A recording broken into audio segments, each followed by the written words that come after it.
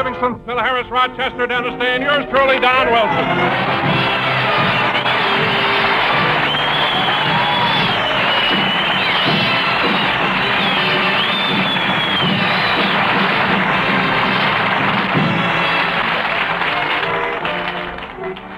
Well, ladies and gentlemen, here we are back on the air again.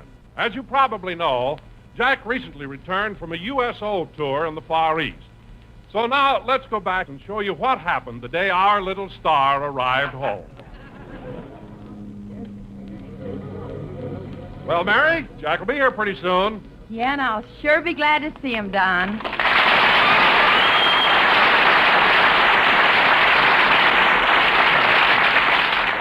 Gosh, I'll bet Jack will be glad to get home where you'll be able to step into a hot tub again. You're not kidding. What are you laughing at, Mary? Jack sent me a picture of himself taking a bath in a barrel. Here it is. See? Yeah. Oh, wait a minute. That doesn't look like Jack. Where's his hair? He's using it for a wash rag.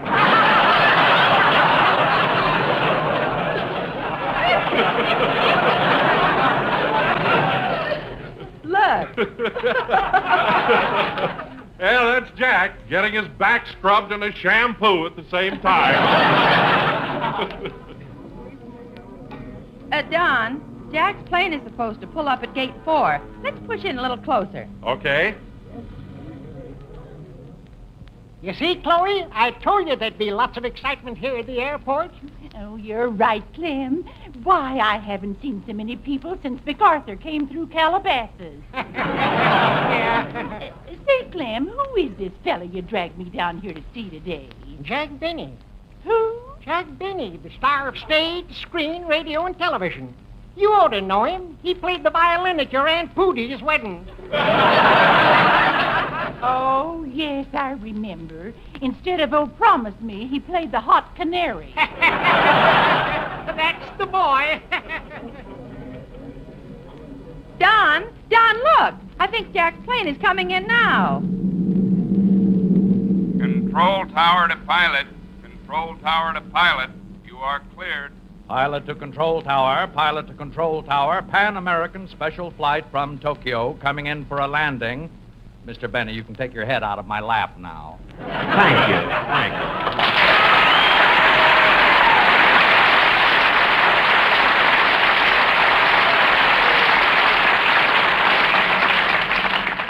Gee, this trip wasn't half as rough as I thought it would be. Oh, this was a very smooth flight.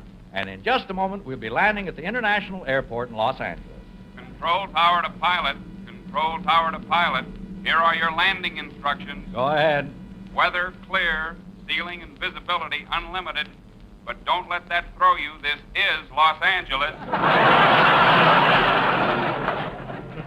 Well, of course it's Los Angeles. Gee, I can recognize all those landmarks. Oh, yes, there's the Hollywood Bowl. And there's the California Bank.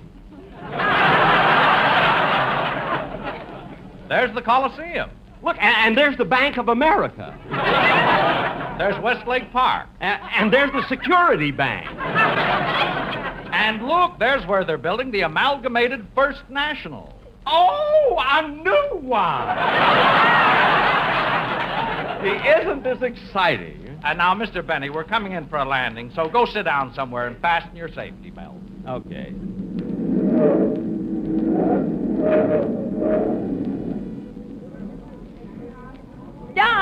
Don, look. There's Jack getting off the plane. I see him. Come on, Mary. Let's push through the crowd. Oh, Jack! Mary! Down! Hiya, Jack! Oh, boy, it's good to see you, and it's good to be back.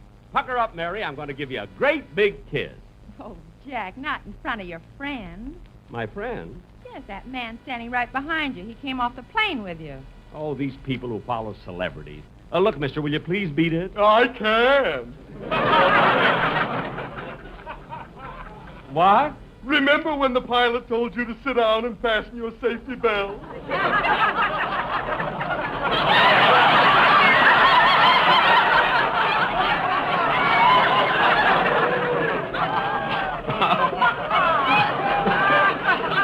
Uh-huh.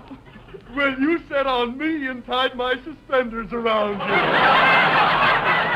Oh, I'm sorry. I'll untie them. Yeah, I'll do it. You go ahead and kiss her.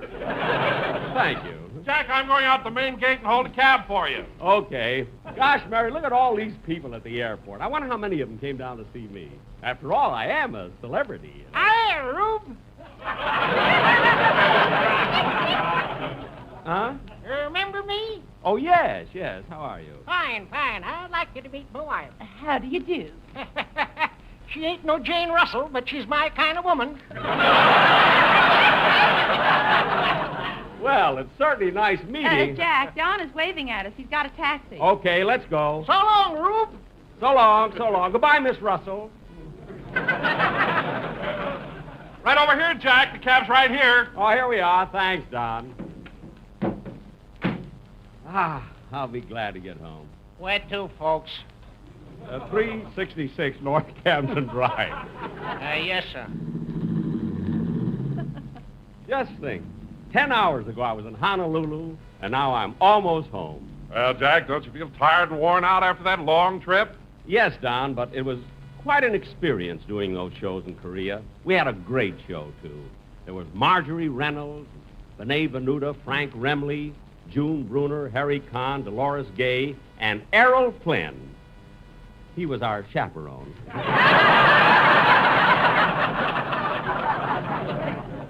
And, Don, one incident happened in Korea I'll never forget. This was so exciting. We were just about 10 miles above the 38th parallel. Say, mister, do you want me to go up Sepulveda to Sunset or cut across to Santa Monica Boulevard? Either way. Anyway, kids, we were above the 38th parallel, and we stayed with this battalion for 3 days. Now, get this. We marched right with them for 3 days and nights until we finally reached the outskirts of Yangdang-po. Now, to enter this village, we had to cross a little stream, and we were so tired, so dirty and grimy, we jumped right into the water. And, Mary, you'll never guess what. You were the only one with a wash rag.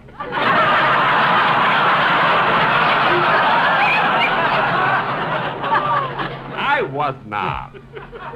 Now, Mary, listen. That night, get this, that night we were camped on the outskirts of the town, just a few miles from the front lines. It was a dark night, no moon, when all of a sudden... It's shorter by Santa Monica, but there ain't so much traffic on Sunset. Driver, go any way you want to, as long as I get home. All right, I'll go by Pico. Go, Pico, go. Anyway, kids, look at now, Kids, I don't want you to get the impression, that I was braver than the others. But it was about 2 o'clock in the morning when I was awakened by a rustle in the bushes near my tent. I didn't have a gun, but nevertheless... You mind if I turn on a radio? Look, I don't care what you do. Thanks. Anyway, kids, when I heard this noise, I went out to investigate. I got down on all fours and was crawling along the ground, when all of a sudden... Turn that down! Turn it down! Okay. Turn that radio down! Okay. That's better. Anyway, I crawled around to the side of the brush, and there in a gully were 4 snipers. I had to think fast. Now, I knew I could get a hand grenade, but then I found that it was protected by barbed wire, One of radio's which had a most high popular voltage of comedians electricity just running returned through from it. Korea, where he Yet I spent had to several get to those weeks hand grenades. entertaining our So, boy. Wait a minute, he's talking about me. Driver! No, don't turn it off. Turn it on. Turn it on loud. He's talking about me. What? Your radio. Turn it on. Oh, okay. For heaven's sake! We missed it! Well, here you are, folks. 366 North Camden Drive. Gosh, Mary, I can't get over it. Here I am home, and only 36 hours ago I was in Tokyo, Japan. Watch your step, Mary. I'll take care of the cab. Here you are, driver.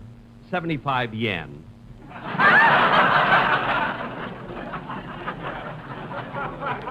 Keep the change there. Yen? They're no good here. Look, you can get them changed at the bank. Now, come on, kids. Let's go in the house. Oh, Jack, look who's coming down the walk to meet you. Where? Boss! Rochester!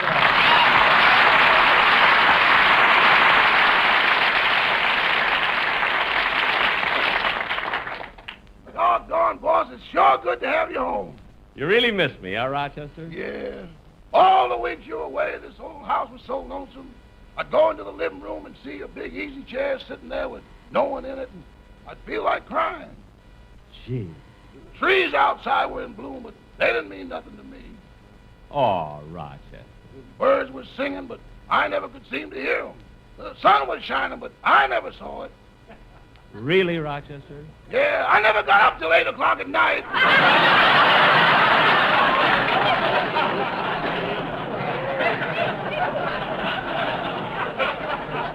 That's what I thought. Say, look, hey, the Colemans had their house painted, didn't they? Yeah. Jack, there's Benita at the kitchen window, and Ronnie's looking out of the upstairs window. Oh, yeah. Ronnie! Benita!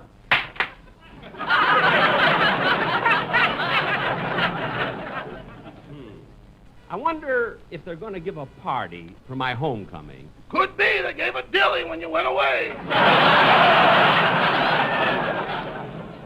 Well, that was nice.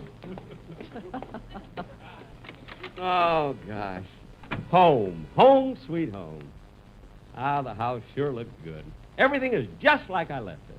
Yeah. Piano was in the corner, my easy chair by the lamp, and Rochester, that picture on the wall. Who is it? Shall we dust it and find out? Never mind.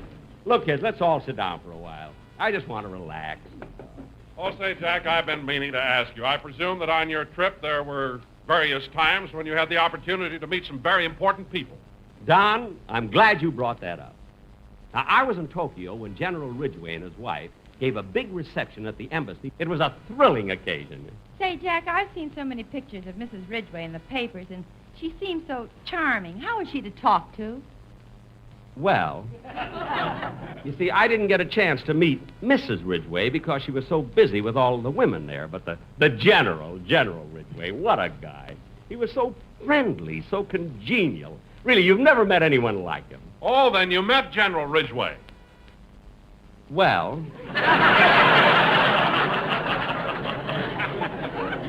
you see, a funny thing happened, Don. Just as I was about to be introduced to him, General Van Fleet arrived. So naturally, we had to rush over and shake hands with him. Oh, then you shook hands with General Van Fleet. Well, almost. What do you mean, almost? I stuck out my hand and he handed me his hat. I was so embarrassed I didn't know what to do with it. If you'd have put it on, maybe you'd have met somebody.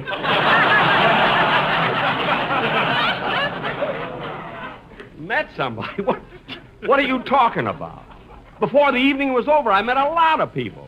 Why, I talked for nearly 30 minutes to Corporal Peterson. Who's Corporal Peterson? He was the one who married Aunt Pooty, but they drafted him anyway. Anyway, kids, this was one trip I'll never forget if I live to be 100. Oh, boss! Yes, Rochester? It's your sponsor. On the phone? No, the picture. I just dusted it. Oh, good. Now, what was I talking about? About not meeting any generals. Oh, yes, but that was in Japan. Now, Mary, when we got to Korea... Come in. Well, hello, everybody. Dennis!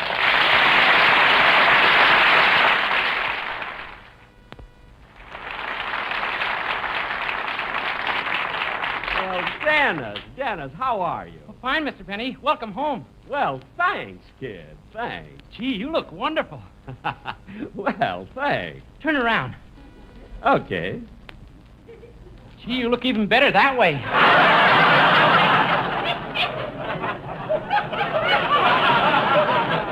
Dennis, look, why can't you just Well, never mind. Tell me, Dennis, did you go anywhere on your vacation? Oh, sure. I went to Hawaii. Well, Hawaii. Well, did you take the boat? No. Oh. Then you went by plane, huh? No.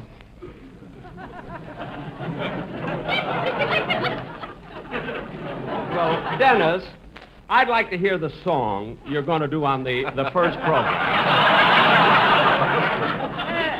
Wait a minute, Jack. Aren't you going to ask him how he got to Hawaii?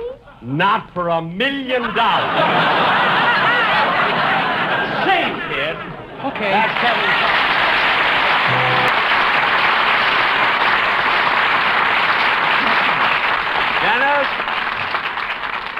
Dennis, that song was great. It'll be nice for our opening show. Mahalo nui loa o kula maluna mahi mahi e o loa hapa hala kamehameha kui moi. What's that, Dennis? Hawaiian. Oh, did you learn to speak Hawaiian while you were there? Mahala nui loa kula manuna mahi mahi e loa hapahali kamehameha kui moi. What does that mean? I don't know, but if you say it to a Hawaiian girl, you get your face slapped.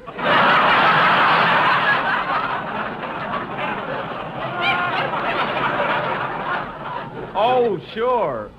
Peng hang te su mingan kuli gu wao mang. What's that? It's the same thing in Korea. You know, it's a funny thing, but when you go to a foreign country... Well, goodbye. It was nice being with you.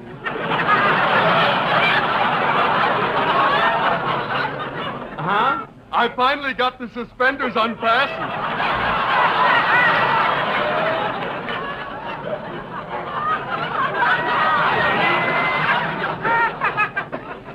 Oh.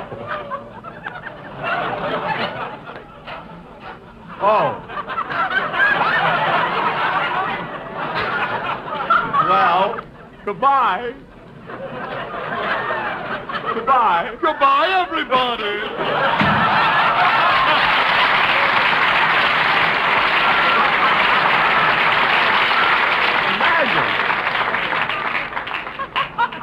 Imagine that fellow being that close behind me all this time. Say, Rochester, Yes, boss? would you make us some sandwiches, please?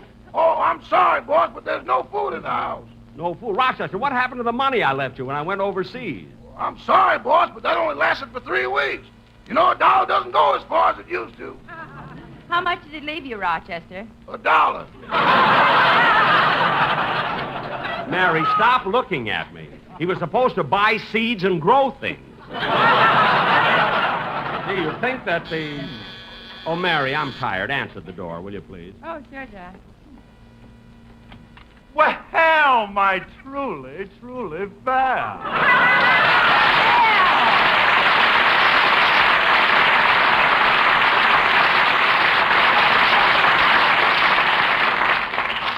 Come on in, Phil. Yeah, thanks. Let me look at you, Liv. Turn around. Let me put the ray on you. Hey, you ain't changed a bit. You haven't changed either, Phil. Just set your glass on the table and come on in. Who is it, Mary? Alice's Wonderland. Oh, hello, Phil. Hiya, Jackson. Welcome home. Thanks, Phil. And before I forget it, I want to thank you for letting Remley come to Korea with me. Oh, that's all right, Jackson. He was very handy. Every time we did a show for the soldiers, he accompanied us on the guitar. Good. And I want you to know that I brought him back to you safe and sound. That's all right. No hard feelings. Anyway, Phil, it was a good idea. I mean, it was worth a try. All right, so we weren't lucky. Phil, how are Alice and the kids? Oh, they're fine. You want to know something, Liv? Alice got herself a new car yesterday. Ooh, that's nice. What kind? Oh, one of them foreign cars, a Dagmar. That's Jaguar. Phil, Dagmar is a girl on television. Yeah. Dennis. I've changed it. What? Mahala nui loa kula manuna mane o I'm home one day. Now, Dennis, behave yourself. Hey, Dauncey, I didn't see you. Hiya, Don. Well, hello, Phil. All set for the first program? Yeah, ready to go for another season. Jack, What? I've waited long enough. I've got to ask him. What? Dennis, how in the world did you get to Hawaii if you didn't take the boat or the plane? Now, wait a minute. No, you don't. Look, this is the first time we've been together in months. I don't want that kid driving me crazy with his silly talk. Wait a minute. What's so silly about it? If he didn't take the boat to Hawaii and he didn't fly, maybe he took the train. Oh, he took the train, eh? And how, pray tell, can anybody go by train from here to Hawaii? You can go into a Pullman and get aloha.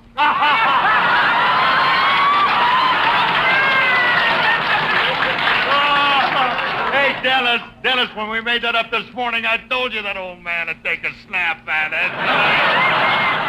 it. Bill, why don't you go back to your little grass shack and do what did it? I'm going. Hey, so long, Jackson. I'm going to see you later. I'm going too, Phil. Well, then, come on, Mary Don. I'll drop you all off. Well, so long, kids. Thanks for coming over. Bye, Jack. Aloha. All right. So I bid on it. At least I had sense enough not to ask Dennis why he was wearing that grass skirt. Boss, would you like me to fill the bath up for you? Oh, not yet, Rochester. I think I'll just turn on the radio and relax a while. Okay.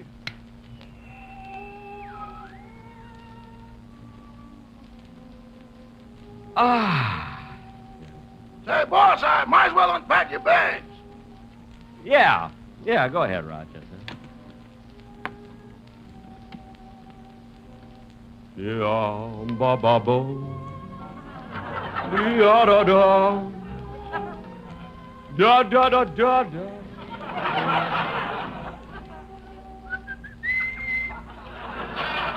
Gee, that's a pretty song. And You know, boss, considering how far you traveled, your clothes didn't get very wrinkled.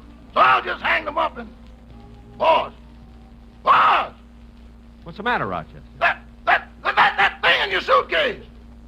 What thing? Ain't that a hand grenade? Yes, but don't get frightened, Rochester. Just pick it up. Who, me? I ain't gonna touch no hand grenade. Rochester, believe me, it's all right. Pick it up and shake it. Well, okay. Wow, you got money in there. Uh-huh. Gosh, and I was afraid to touch it. I know. It's the safest little piggy bank in the world. Put it away, Rochester. What are you laughing at? Boss, you haven't changed a bit, but it's sure good to have you home. Thanks.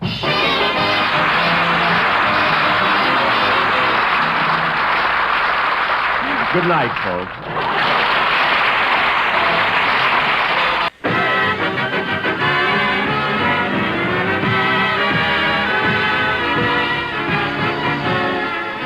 The Lucky Strike program starring Jack Benny with Mary Livingston, Phil Harris, Rochester, Dennis Day, the Sportsman Quartet, and yours truly, Don Wilson.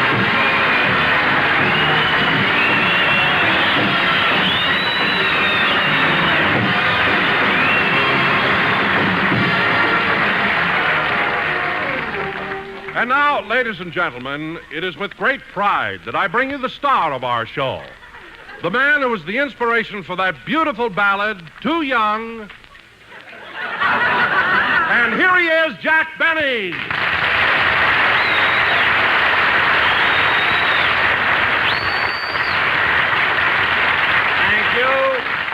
Thank you. Hello again. This is Jack Benny talking, and Don, that was a very clever introduction. So I think it's only fair that I tell the audience that you, too, were the inspiration for a song. Oh, really? What song? My Truly, Truly Fat.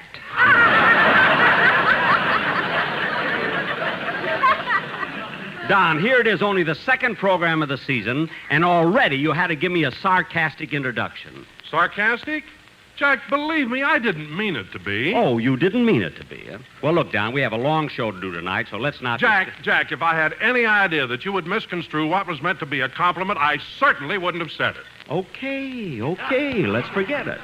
And now, ladies and gentlemen... I can't forget it. I wouldn't say anything to hurt you for the world. All right, As now. a matter of fact, when I thought of that introduction, I told it to my wife, and she said, Donald, that was beautiful.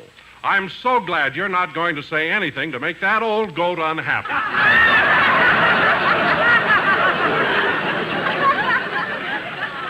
What? Don, your wife called me an old goat? Well... Don, does your wife know about the new contract I gave you?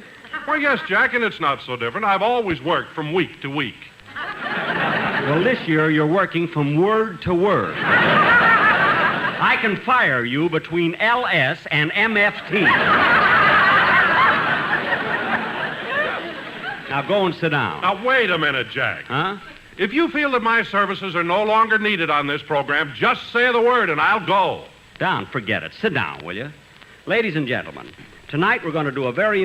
Oh, hello, Mary. Hello, Jack. I'm sorry I'm late. Oh, that's all right. I'll tell you what happened. I was driving down Sunset Boulevard. I made a left turn from the wrong lane, and a cop stopped me. No kidding. Did you get a ticket? Well, he was going to give me one, but I talked him out of it. Oh. I told him I was a working girl, and I didn't have much money, and Uh-huh. right now it was especially tough on me because I was sending my brother through college. Well, did he believe that? he didn't seem to, so I opened my purse to show him my brother's picture. But I was so nervous I showed him a picture of my sister Babe instead. Oh, then you were really in trouble. No, it worked. Now, wait a minute, Mary. I know we kid a lot about Babe, but how could anyone mistake her for a man? Well, fortunately, when this picture was taken, Babe had just come home from a football game, was still wearing her helmet. Well, I imagine that broken nose helped a little, too. Huh? Anyway, Mary, I'm glad you didn't get a ticket. And now, ladies and gentlemen, for our feature... I've got my pride, you know. Don, forget it. I won't forget it. If I'm not wanted on this program, I'll leave. Jack, what's wrong with Don? Oh, it's nothing. Nothing, he says, after all I've done for him. Now, just hold it a minute, Don. What have you ever done for me? I'll tell you what I've done for you. I've been on this program 17 years. And for 17 years, I've been eating and stuffing myself just so you can do jokes at my expense. What? How many laughs would you get if I weren't a big fat slob?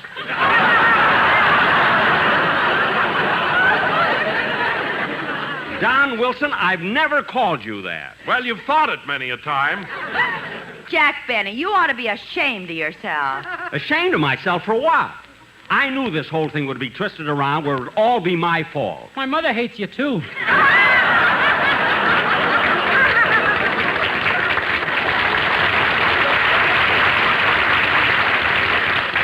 Dennis, this doesn't concern your mother, and it doesn't concern you either. Oh, hello, Mr. Benny. Hello.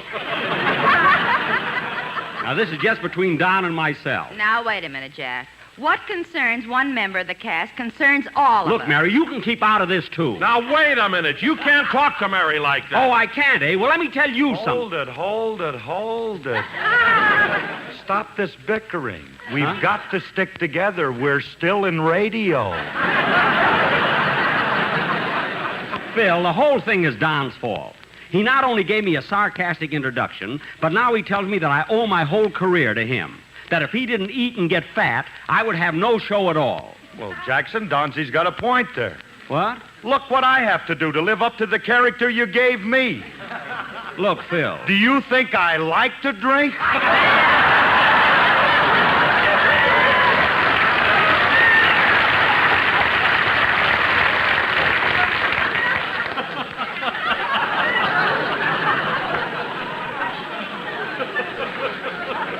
Huh? Do you think I like to spend my time in pool rooms and cocktail bars and staggering home at 4 o'clock in the morning? Do you think I enjoy that?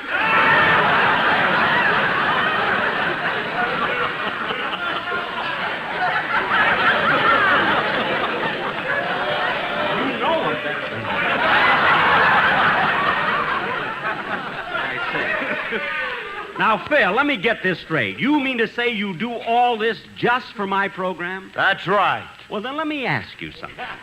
We weren't on the radio last night. How come I saw you lying in the gutter? Rehearsal, Dad,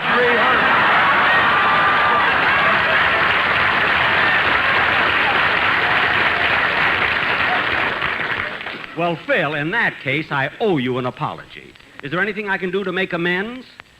Well, I'm not sure. What does amends mean? Just forget it. Now, look, kids. Now, look. I've listened to all your complaints. Don claims he stuffs himself at the table so he can be fat for my program. Phil claims he drinks a lot so he can remain in character just for my show. Well, let me tell you something.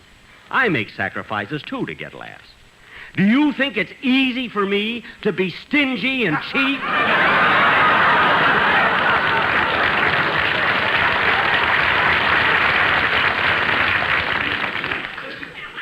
Well, this is a loyalty test if I ever heard one. Never mind. Now, Dennis, it's time for your song. What are you going to sing? Mary Rose. Good. I was going to sing Too Young, but I didn't want to start another fight. All right.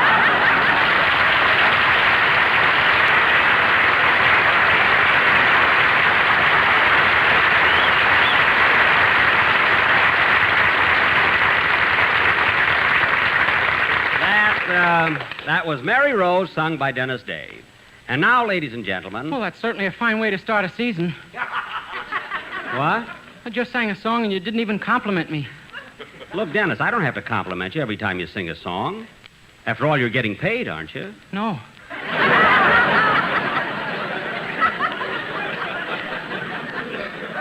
What do you mean, no? That's why I have to wear these old clothes all the time. What are you talking about? You've been with me over 10 years now, haven't you? Uh-huh. And after every broadcast, haven't I sent you a check? Uh-huh. Well, what do you do with the money when you cash them? Oh, cash them! Mary, give me an Alka-Seltzer, will you please? Well, Jack, I didn't want to embarrass you in front of everybody, but since we're on the subject, I'd like to talk about the check you sent me last week. What about it? It bounced. Wow. You mean it came back marked insufficient funds? No, improper signature. My check? Why, I remember signing it, Jack Benny. I know, but you left off star of stage, screen, and radio. Oh, yes, that's my commercial account. I'm sorry. Now, let's get on with the program. Unless the delegate from Encino has a complaint. Phil, is there anything wrong with your check? No, I just show it to Alice. We have a good laugh, and that's the end of it.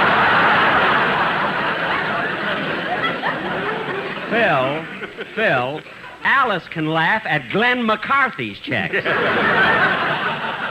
Believe me. Now, kids, let's drop all of these arguments and get on with the program. Now, ladies and gentlemen, for our feature attraction tonight... Oh, who can that be? Hello? Hello, Mr. Benny. This is Rochester.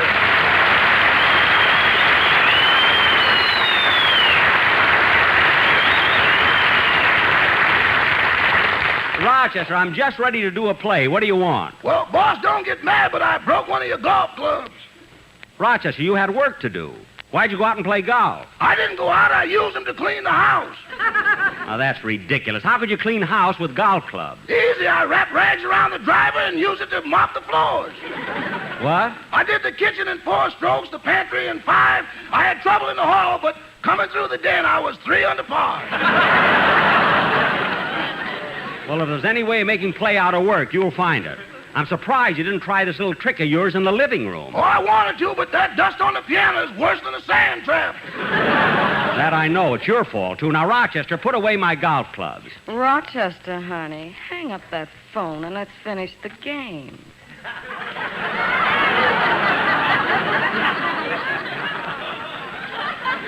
Rochester, who was that?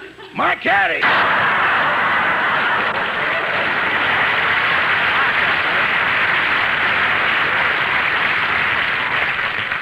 I'll be home in about an hour, so you better have dinner ready. Yes, sir. Goodbye. Goodbye. Oh, say, boss. Now what? That check you gave me last week that had my first raise in salary bounced. Oh, for heaven's sake, what was wrong? Improper signature? Nope. Insufficient funds? Nope. Then what was wrong? They just wouldn't believe it.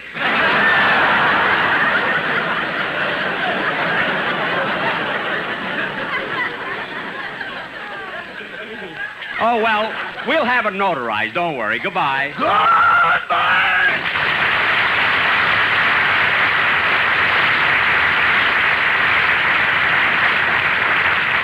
Funny how a checking account can get so messed up. Now, where was I? You were getting ready to start our sketch. Oh, yes. Now, ladies and gentlemen, for our feature attraction tonight, we're going to do a dramatic play.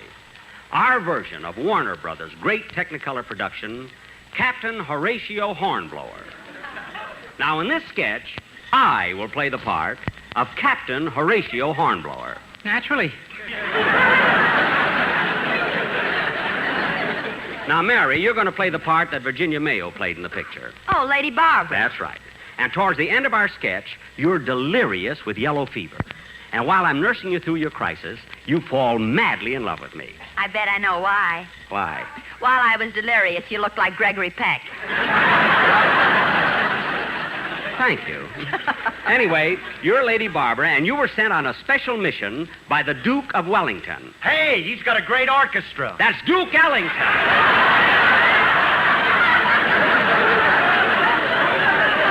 Oh.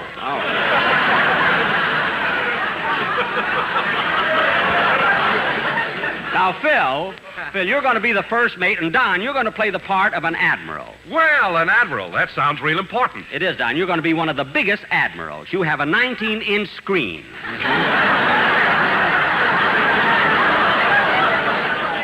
I wouldn't be able to play that part if I didn't stuff myself just for you.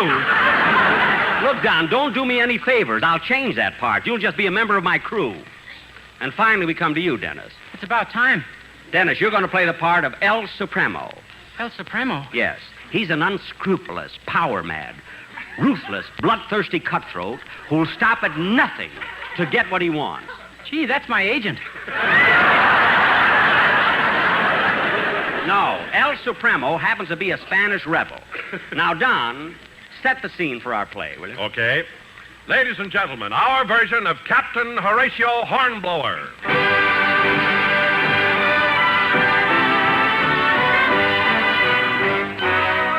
In the year of 1807, all that kept Napoleon from dominating the entire world was England's gallant navy. One of England's smaller ships was the Lydia, a wooden sailing vessel carrying only 32 cannon. But making up for what she lacked in firepower was the bravery, wisdom, seamanship, and daring of her commander, Captain Horatio Hornblower. That's me. Naturally. Quiet, Dennis. Continue, Don. Right now, with the air dead calm, the men are out in boats trying to tow the Lydia into a wind.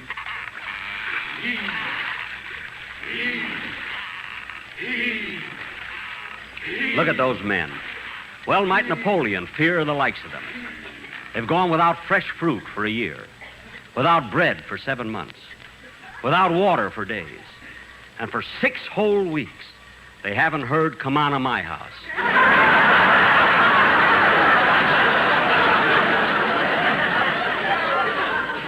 Stout fellows. You're right, Captain, and that's why I'm afraid the men might mutiny. They haven't touched land for nearly a year. They're going crazy for the sight of a woman. Why? You wouldn't understand.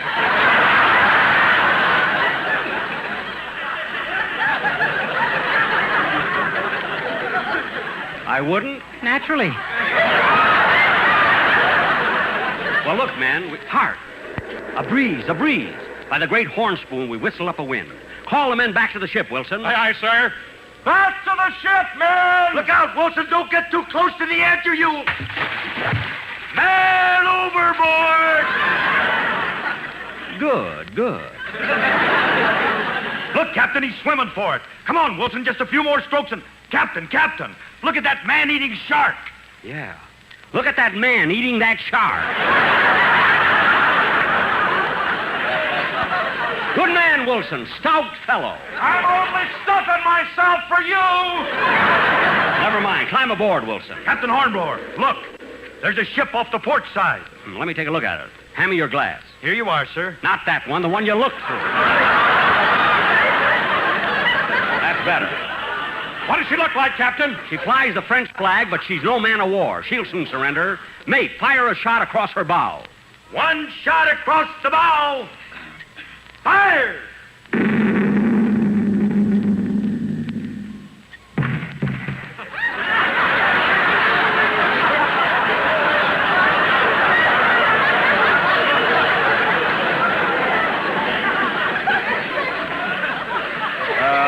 What happened?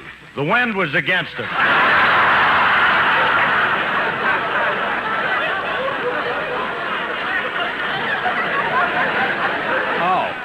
Shall I fire another shot, Captain? No need for that. She's running up the white flag. Send a boat over and bring back the prisoners. I'll be in my cabin. Aye, aye, sir.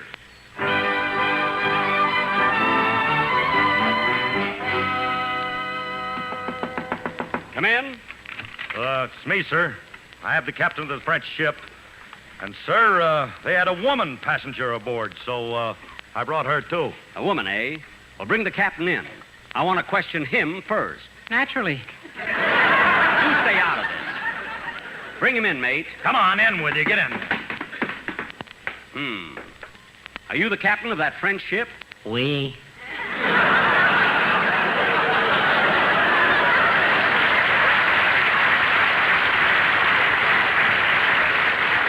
And you sail from the port of Marseille? Oui.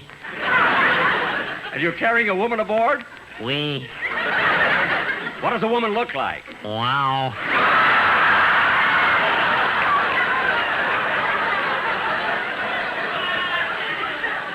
Wow? Oui.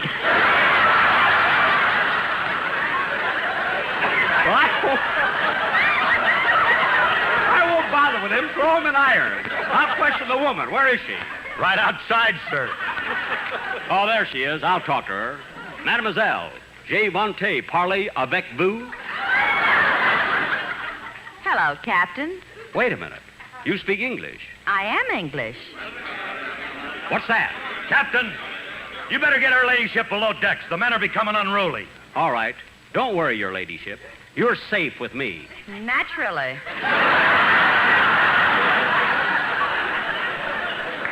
Thank you, your ladyship. Now just come along with... Ship off the starboard bow! What kind is she? She's a Spanish galleon. A galleon? Good, that's a quart for each of us.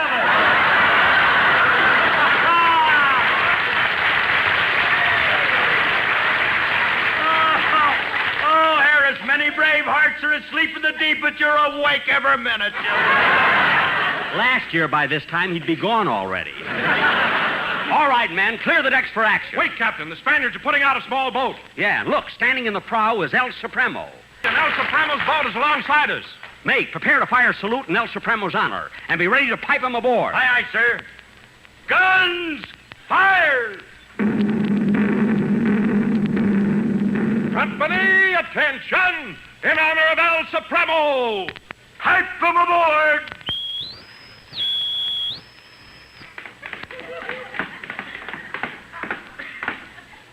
Which one of you commoners is the Capitan?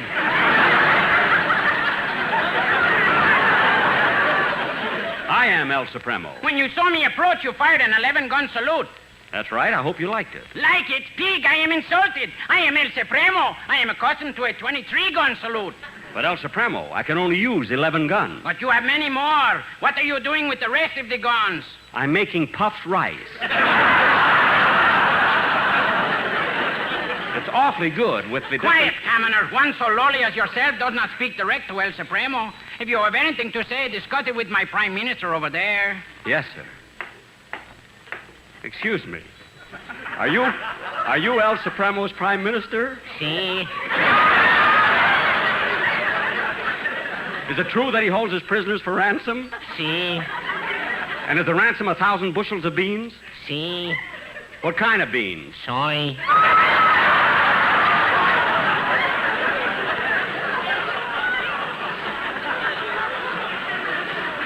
Soy? Si.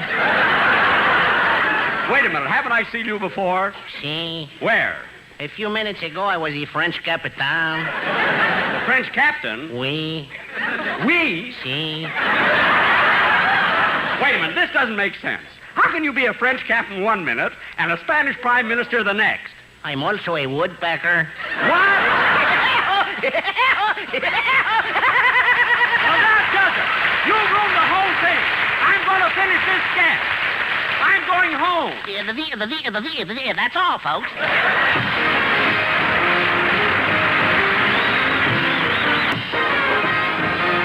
Good night.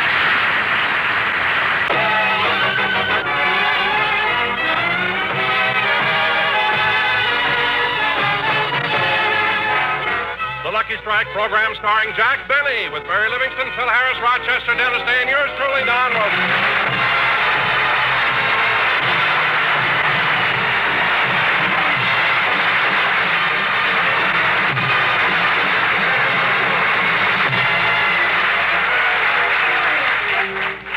Ladies and gentlemen, during his career in show business, Jack Benny has received many awards, plaques, and mementos, which he keeps in his trophy room. At the moment, Rochester is in there dusting them off. Doggone, Mr. Benny sure has a lot of trophies in this room. Here's the key to the city of Waukegan. Here's the key to the city of St. Joe. Here's a doorknob to Cucamonga. They don't even bother to lock that place. I better dust this plaque that Paramount gave the boss for making Buck Benny rides again. And this scroll from 20th Century Fox for making Charlie's Aunt. And this memento Warner Brothers sent him for the horn blows at midnight. I'll be darned, it's still loaded. Oh, Rochester. Yes, boss? Did Don Wilson get here yet? No, sir.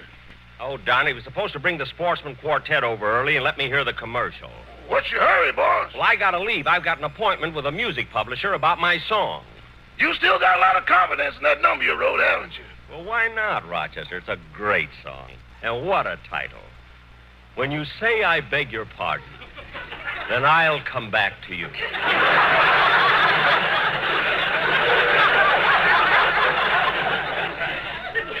See, I wish Don would hurry and get here. I got to get to my song over to that music publisher before noon. Yeah, you better not show it to him after he's had lunch. Never mind the sarcasm. Just finished cleaning. Yes, sir. Say, boss, you've sure had some of these things a long time. Here's your discharge from the Boy Scouts. Oh, yes. Here's your discharge from the Navy. Uh-huh. And here's the one from NBC.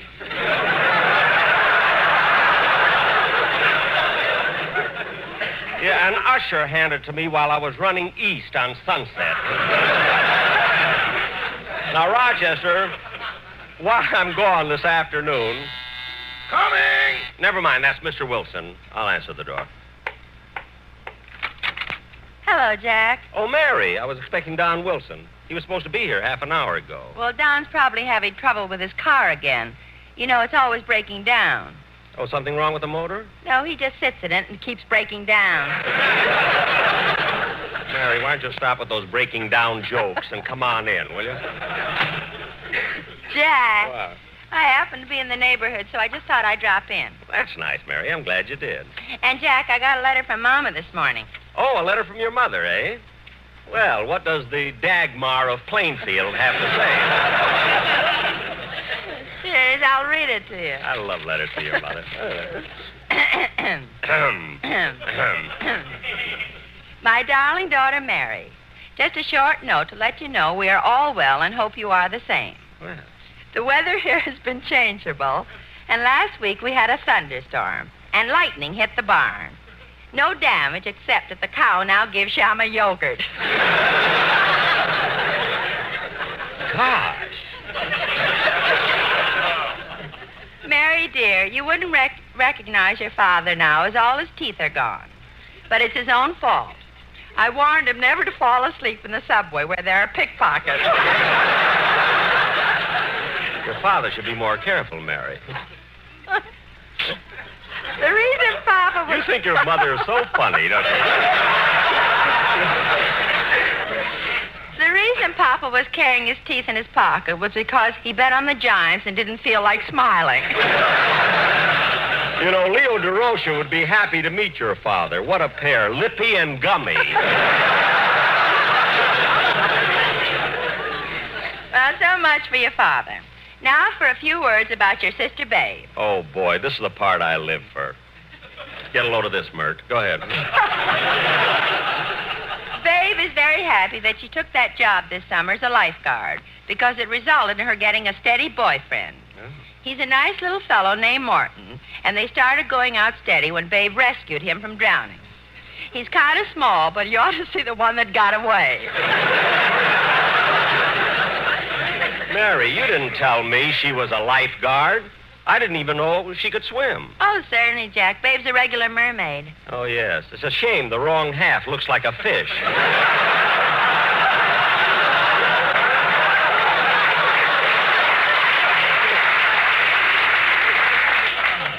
Any more news, Mary? No, nothing important. Oh. Excuse me, boss, but if your appointment is for 11:30, you better leave. It's 11 o'clock now. Huh? No, it isn't, Rochester. You're fast. My watch says 10:30. Oh, mine says 10:45. Rochester, dial UL 8900 and get the correct time, will you, please? Yes, sir. The party line is on. Oh, well, I'll turn on the radio. Maybe we'll get a time signal.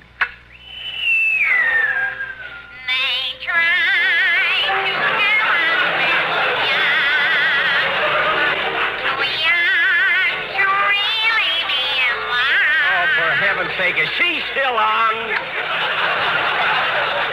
Well, I'm not not taking any chance on...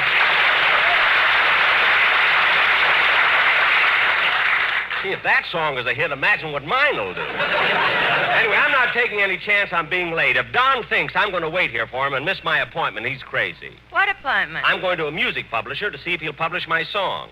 Oh, Jack, you'll never get anyone to publish that corny song of yours. Oh, yeah, I won't. Well, just come along, Mary, and you'll see. Come on. Okay, my car's out in front. Well, good. Let's go.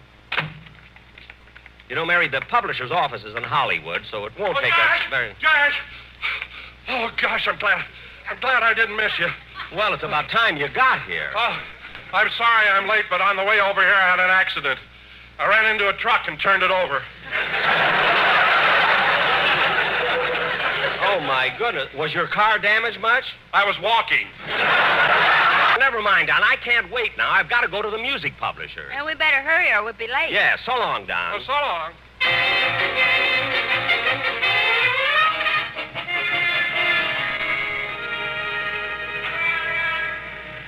See, I told you it wouldn't take us long. Here's the building, Mary. Let's go in.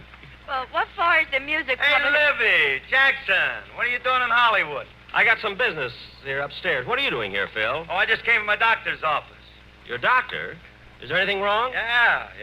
I've been having stomach aches, so I went to see the doctor, and he examined me and said I had an ulcer. An ulcer? Is he a good doctor? I'm not sure. He said it was caused by something I ate. No. Yeah. What kind of a treatment did he prescribe? Well, Livy, he didn't give me no medicine, but I got to watch my diet. I ain't allowed to put anything spicy in my food. Oh, like pepper, mustard, or ketchup. That's right. None of them compliments. That's condiments.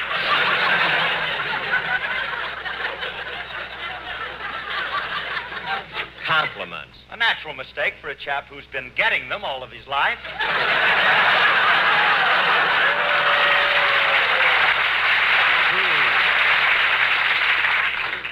And besides laying off them spicy foods, Liv, I got to drink nothing but milk for 6 weeks. Now, ain't that awful? What's awful about it? Milk isn't so bad. What does it taste like? Well, it's sort... Oh, try some and be surprised. Now, come on, Mary. We'll be late. Late for what? Well, Jack's seeing a music publisher. He thinks he's going to get that song of his published. Well, I think he's got a good chance. You see, Mary? You see? That's right, Mary. No one can tell where you're going to find a good tune these days. Now, you take That's What I Like About the South, for instance. How'd you happen to write that, Phil? Glad you asked that, Liv. You see, honey, one night a few years ago, I was having dinner, and when I finished, I looked around at the leftovers, and there was some ham hocks and turnip greens, so I wrote a song about the garbage, and it became a hit. How do you like that? Come on, Mary. We've got to go. Okay, so long, Phil. So long, kids. So won't you come with me to Alabama? Oh, Let's go brother. see my...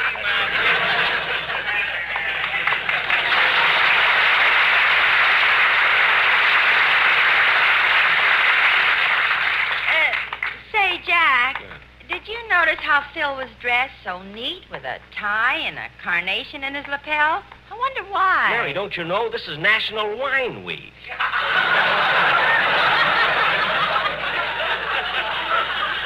Phil was named the grape we'd most like to crush in 1951. Now, come on. You know, Mary, when the publisher hears my song, he'll be absolutely nuts about it. And you never can tell. It might even become... Hiya, Bud. Long time no see. Huh? Oh, hello. Come on, Mary. Let's go. Come on, Mary. Let's get away fast. Who is that? Oh, it's that racetrack tout. I'm always running into him. Come on. Jack, what floor is the publishing company on? The fourth. You know, Mary, I've been so excited about getting down here, I forgot to eat, and I'm hungry, too. Well, there's a candy machine over there. Why don't you get a candy bar? I think I will. Let me see if I've got a nickel here. Oh, here's one. See, they got a lot of candy bars in this machine. Got Hershey's, Love Nest, O. Henry, Lifesavers, Baby Ruth, and Milky Dip. I think I'll get that one, a Milky Dip. Hey, Bud. Bud. Huh? Come here a minute.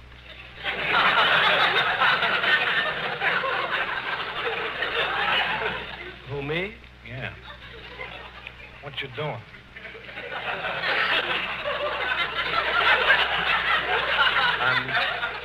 I'm getting some candy. What kind? A milky dip.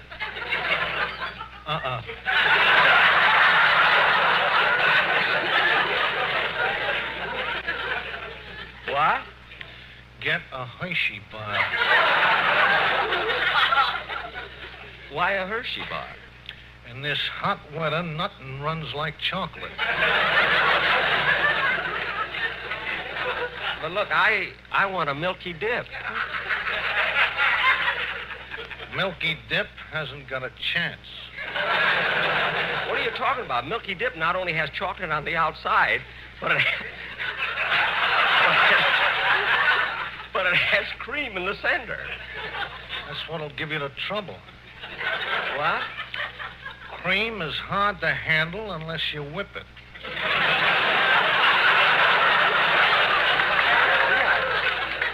I never thought of that. You really think I should get a Hershey bar? Can't miss. Look at the last performance. Last performance? Yeah. Coming out of the machine, Hershey was boxed in by Lifesaver, but got through the hole.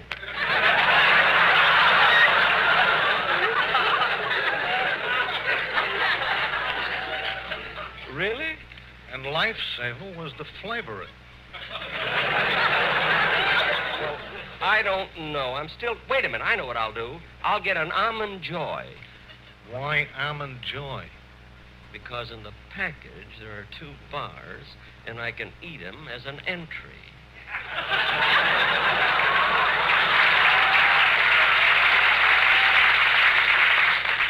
Well, okay. It's your dough.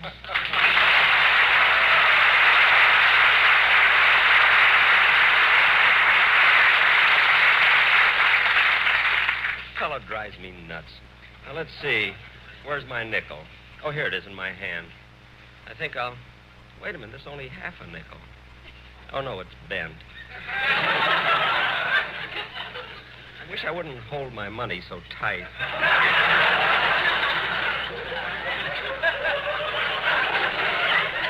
I'll have to use another one. Oh, Jack! Jack, here's the elevator. Coming. Going up? 4th floor, please. Yes, sir. Wait a minute, I want to go up, not down.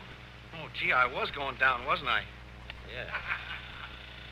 What kind of an elevator boy are you, anyway? Well, this is my first day. I used to own the building. Well, what happened? I bet on Notre Dame. Oh. 4th floor. Well, here we are, Mary. Now, let's see, where's the Kearns Music Publishing Company? I don't see it. Well, this office here is a recording company, and so is the one next to it. Yeah, they all seem to be recording studios. I'll go into this one and inquire. What a hammy kid making the musicians applaud, imagine. Dennis. Oh, hello, Mary. Hello, Mr. Benny. Dennis, we just heard your record, that song, and it was very good. Oh, thanks. The company thinks it's going to be a big seller. Really? What's on the other side? Oh, a very beautiful ballad. If you'd like to hear it, I'll turn the record over and play it for you. Okay, let's hear it. Okay.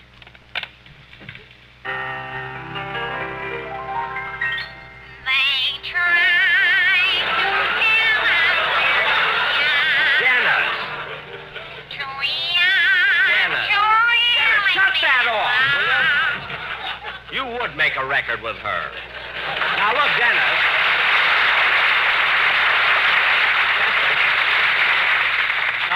I've got an appointment with Mr. Kearns about publishing my song. How would you like to come along and sing it to him? Well, I can't, Mr. Benny. I have to have a tooth pulled. Again? Dennis, you had a tooth pulled yesterday. You pulled the wrong one. Oh. Dennis, if you were silly enough to let Mr. Benny pull your tooth, it's your own fault if he pulled the wrong one. I wouldn't care, but he took the one with the gold in it. Now, look, kid, we've got to go. I'll see you tomorrow at rehearsal. Oh, Mr. Benny, would you mind having the rehearsal at my house? Why should we rehearse at your house? Well, my uncle is visiting us, and he thinks that I'm the star of the show. Oh, he does, huh? Well, let me tell you something. Oh, Mr. Benny, what's the difference where you have rehearsal? Let me impress my uncle, huh? Yes, Jack, what difference does it make? Well, all right, Dennis. We'll have rehearsal at your house tomorrow at 11 o'clock. Okay, and be there on time, kid. What? My uncle doesn't think I need you at all. Now, come on, Mary. Goodbye, Livy.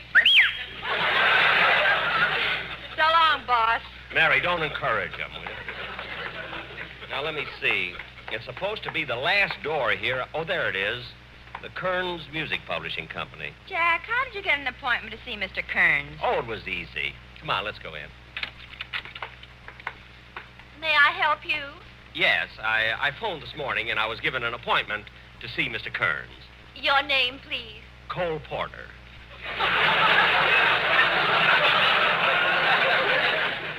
I beg your pardon. Who did you say you were?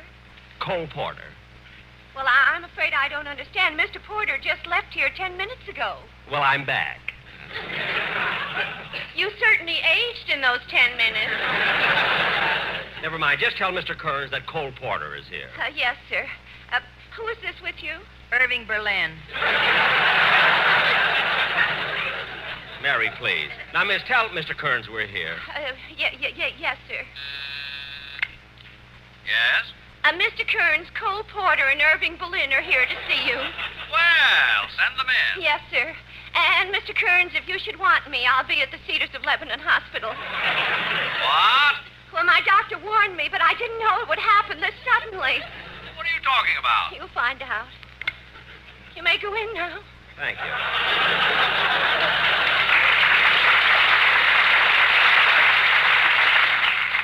Come on, Irving. Well, Cole, I didn't expect to see... Wait a minute, you're not Cole Porter. Irving, who's...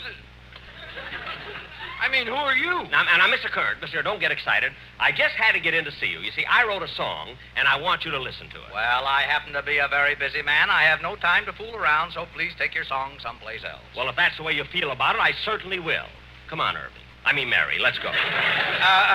Wait a minute. Huh? Perhaps I was a little too hasty. I once refused to listen to a song, and it eventually became the #1 tune on the hit parade for 10 weeks. And I don't want to make that same mistake. So I'll listen to your song. Thank you. Come on, Mary, let's go over to the piano. I'll wait here by the door. Now, this song you wrote, what's the title of it? When you say I beg your pardon, then I'll come back to you. Mary, come back here! The wind blow it shut. Oh. Well, leave it closed, then.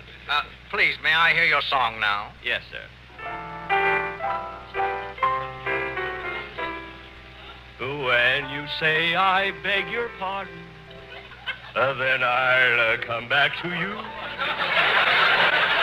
When you ask me to forgive you, I'll return my honey child. Like the swallows at Serrano, return to Capistrano for you. Hold it. Just a minute, please. Huh?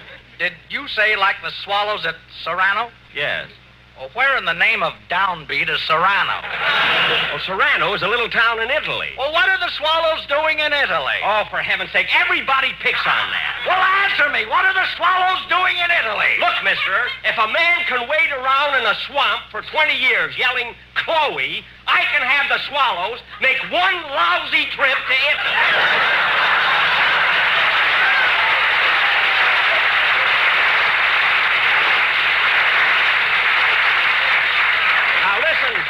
I'm out of breath. Now, listen to the rest of this song. Well, all right, but I wouldn't if you weren't a lodge brother. A lodge brother? Yes, your watch chain. You're an elk, aren't you? That's Dennis's tooth. Now, Mr. Kearns, I want you to listen to the rest of this song. If you tell me that you're sorry, then I will understand.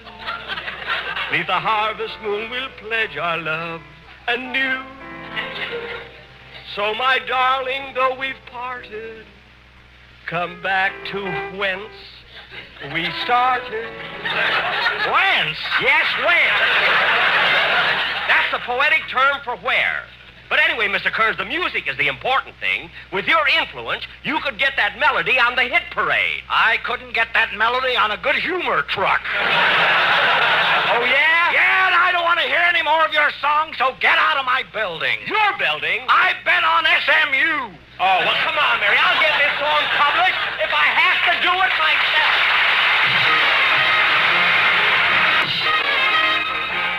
Ladies and gentlemen, Sunday is Fun Day on CBS. You'll hear such great comedy shows as Amos and Andy, My Friend Irma, and Our Miss Brooks. So be sure to keep tuned in on CBS on Sunday. Thank you very, very much.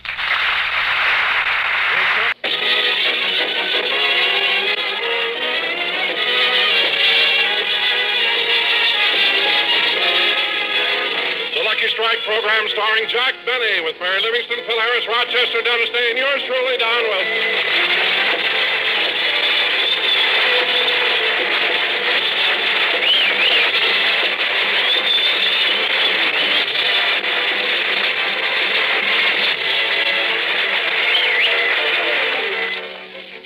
Ladies and gentlemen, let's go out to Jack Benny's home in Beverly Hills. It's morning, and Rochester is running the bath.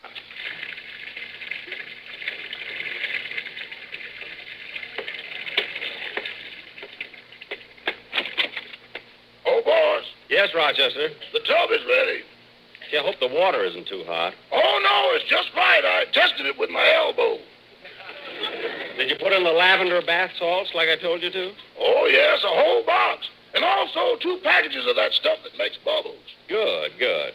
Come on, Polly, your bath is ready.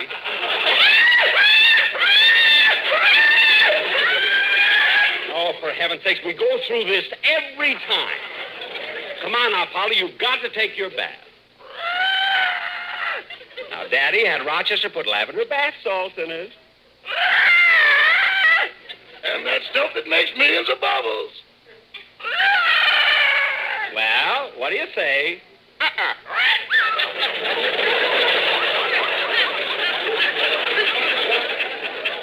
Well, that does it. Rochester, pick up the cage and bring it in the bathroom. Yes, sir. Oh, quiet!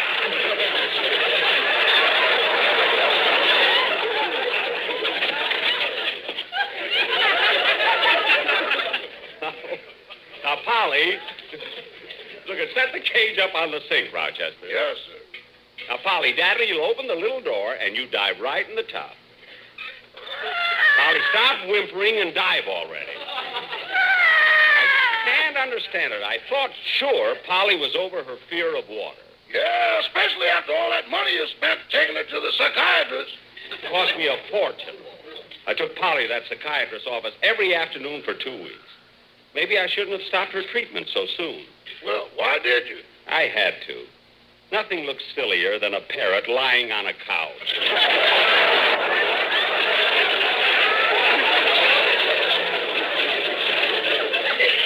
Now, look, Polly, Daddy isn't angry at you. He just wants you to... Quick, boss, open the cage. Polly wants to get into the tub. Well, what brought that about? I threw a rubber duck in the water. A rubber duck? Polly, let her in quick, boss. Let her in quick before she finds out it's a decoy. Okay, Polly, okay. Here we go. You stay here and finish bathing Polly, Rochester. I'll get the door. When you say da-da-da-da-dum, da-dee-da-da-da-dum. Gee, that song I wrote can't miss. Coming. Well, hello, Mr. Benny. Oh, hello, Dennis. Come on in. Mr. Benny, what took you so long to answer the door? Oh, Rochester and I were bathing Polly. Gee, not in the bathtub again. Why not? Last time you gave Polly a bath, you pulled the plug, she went down the drain and came out at El Segundo. Yeah, the psychiatrist said that's what gave her the fear of water, you know. Anyway, Dennis, I'm glad you dropped by because I want to get your opinion on something. Yeah, what? Well, I've been looking over my song this morning, and I thought I'd make a little change. I wanted to be perfect. Your song? Yes, just listen to the change that I have in mind and tell me what you think. Okay. Good. The music is right here on the... What's the matter? My song, it isn't on the piano. Every time Rochester cleans in here, I can't find anything. Now, where's my song? Did you look in the garbage disposal? Don't be funny. Are you sure your song was here this morning? I'm positive. I worked on it about an hour. I remember. It was just before I read the Sunday paper. Oh, Rochester! Yes, boss? Come here a minute. I can't find my song. Do you know where it is? No, sir. Well, think back. What did you do this morning? Well, I cooked breakfast, washed the dishes, cleaned the living room, and after you finished reading the Sunday paper, I put it back on Mr. Coleman's porch. Yes? Then I came back and helped you bathe Polly. Gee, I can't understand it. Well, I better go now. Now, wait a minute, Dennis. As long as you dropped in, let's hear the song you're going to do on the program. What's it going to be? Well, it's called Never, and it's from a picture I just finished at 20th Century Fox, produced by Georgie Jessel. Oh, what's the name of it? Golden Girl. Golden Girl, eh? And you're in it. Uh-huh. What part do you play? I don't know. I haven't seen the picture yet. Dennis, just sing, will you please? Oh, okay. That was very, very good, Dennis. Excellent. In fact, your voice is getting better and better all the time. And you know, someday, when you look at your paycheck, you may find a nice, substantial... Words, promises, double talk. What?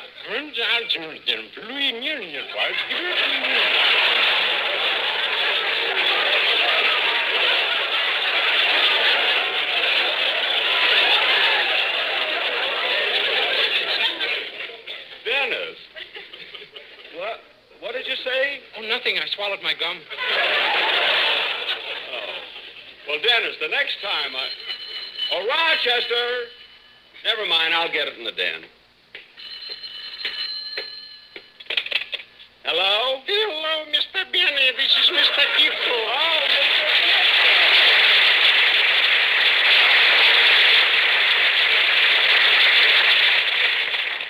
Well, Mr. Kitzel, it's nice to hear from you. Thank you, Mr. Benny. The reason I called, I'd like to invite you to a Halloween party at my house. Oh, I'll be glad to come, Mr. Kitzel. Seems like you give a party every Halloween. Oh, yes. To me, this is a day of great sentiment. It was by a Halloween party that I first met my wife. Really? Yeah, she came as a witch. A witch? Yeah. Oh, a costume party. No.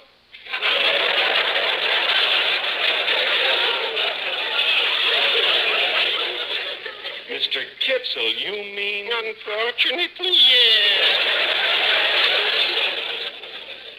Oh. Other girls have a dowry. She had a broom. A broom? Mr. Kitzel, you're joking. Yeah. My...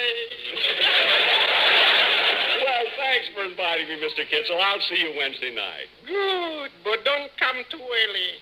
You see, as soon as it gets dark, I'm taking my little boy around the neighborhood to play trick or treat. Oh, that's cute. Why don't you bring him over here, too? No, thank you. To that richy neighborhood, I'll never let him go again. Why not? Last Halloween, he went to Beverly Hills, played trick or treat, and he got so much stuff I couldn't pay the tax on it. Oh, well, all right. I'll be over at your house at 9 o'clock. Goodbye, Mr. Kitzel. Goodbye, Mr. Benny. Goodbye.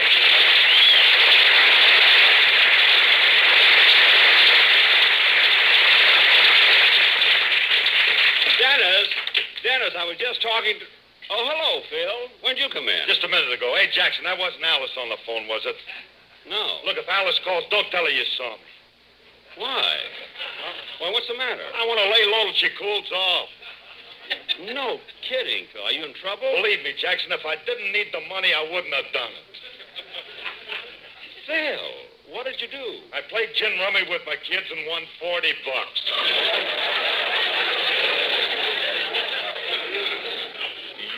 You won $40 playing gin rummy with your children? With a couple of pigeons I'm raising. Oh, for heaven's sakes. Phil, let me... Uh-oh. Hey, Jackson, if that's Alice, tell her I ain't yet been here no time today.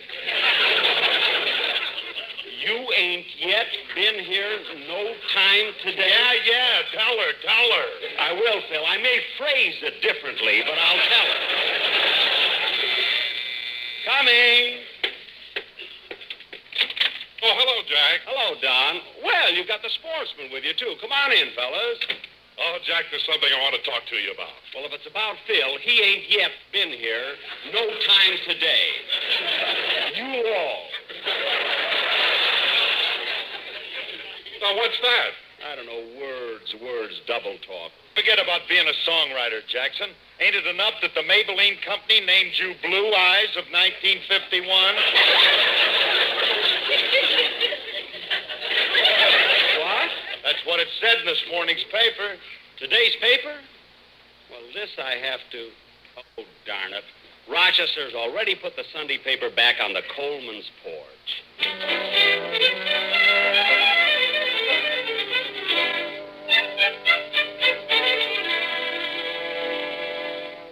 Ronnie! Oh, Ronnie, where are you? I'm here in the den, Benita.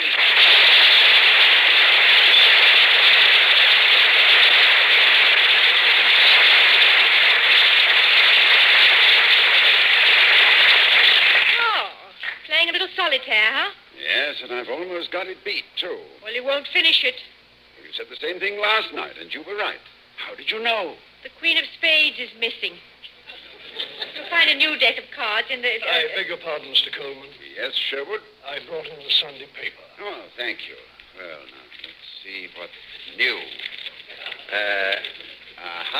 Benita, look at this. I was right. What? You wouldn't agree with me when I predicted both these things last week, but I was right all the time. Right about what? That Churchill would be elected and Dick Tracy would find Bonnie Bread. I wonder what's in the... Hello, what's this? What's what? A sheet of music just fell out of the paper. Oh, a sheet of music? Yes, let me see. It's a song by Jack Benny. Jack Benny wrote a song. So it seems. What's the name of it? When you say I beg your pardon, then I'll come back to you.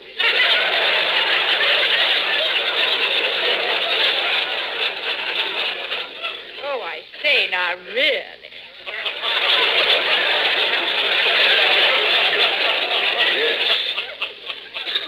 Yes, I'm afraid, really. Listen to this. When you say I beg your pardon, then I'll come back to you. When you ask me to forgive you, I'll return.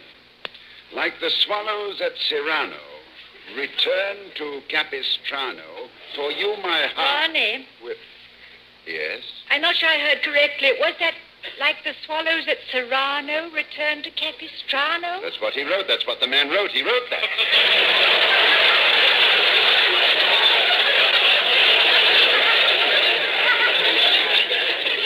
And then it goes, if you say that you are sorry, then I will understand.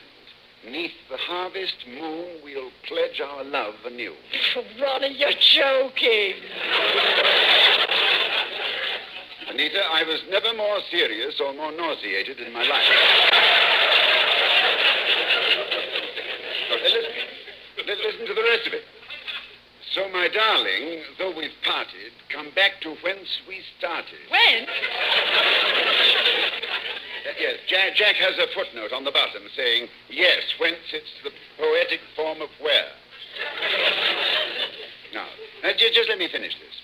So, my darling, though we've parted, come back to whence we started, and sweetheart, then I'll come back to you.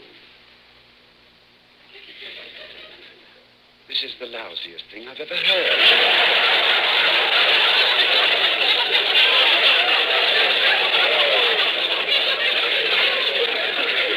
Ronnie, please, you have to use that kind of language. What else can I say about it? Well, you still don't have to use that kind of language. You can say it's the most awful thing you ever heard. Well, darling, this is not the most awful thing I ever heard. This is the lousiest thing I ever heard.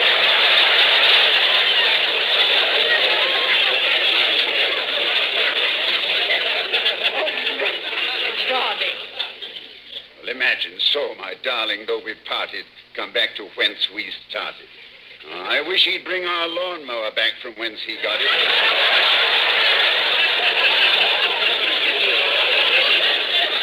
Well, that man has borrowed everything. The lawnmower, the ping pong table, the garden hose, the vacuum cleaner. And the Queen of Spades. Oh, so that's where it went. Uh-huh. Benita, why in the name of Eli Culbertson would Benny borrow just one card? Well, it was missing from his deck, and he explained how. You see, he was doing a card trick. Dennis Day picked the Queen of Spades. Mr. Benny told him to put it where he couldn't see it. So Dennis ate it.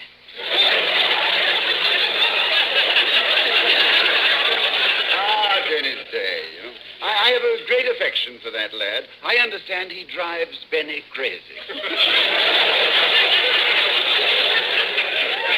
But you know, darling, there's one thing that's rather amazing about Jack. Oh, what's that? Well, with all the things he's taken from us through the years, not once has he tried to borrow any money. Oh, darling, money is the one thing he doesn't use.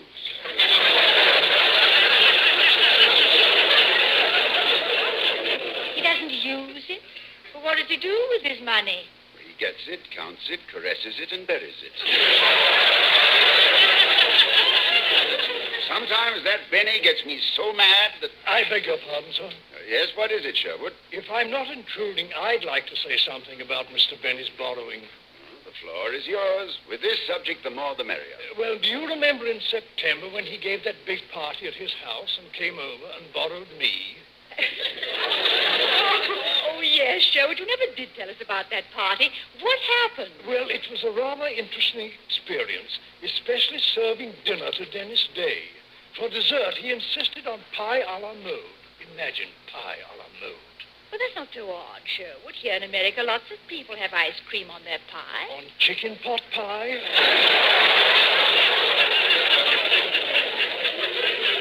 Oh.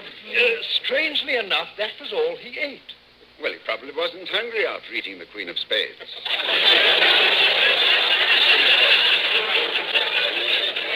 I beg your pardon, sir? Oh, it's nothing, Sherwood. What else happened at the party? Well, as the evening wore on, they played charades and 20 questions. And then about midnight, they all formed a circle around Phil Harris. Oh, what sort of game was that? No game. They were just trying to determine whether or not he was dead.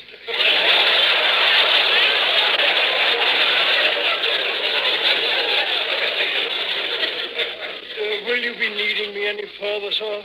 No, thank you, Sherwood. You may go. Thank you.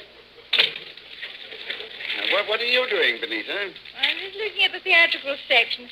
They got some good pictures showing. Would you like to go? Oh, no, dear. I don't feel like going out, no. Okay. One of the neighborhood theaters is showing a revival of one of your pictures. Where? When? Who?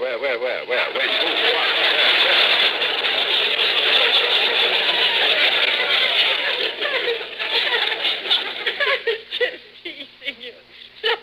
I would like to go to the movies. The theater on the corner has a double feature. All right, then let's go. Well, good. And, Ronnie, since we'll be passing Jack's house, let's return his song to him. Oh, yes. I'll get the car out. But no, let's walk to the theater. The fresh air will do us good. Yes, and it won't hurt his song any either. Come on.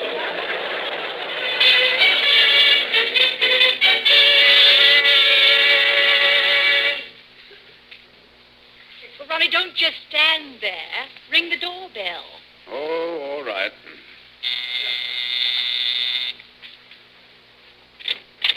Yes, what good? Ronnie, Benita, I'm so glad to see you. Come on in, come in. Jack, we didn't intend to drop in on you. Now, don't bother apologizing. Come on in, come in. No, but we only dropped by to... Stop pulling!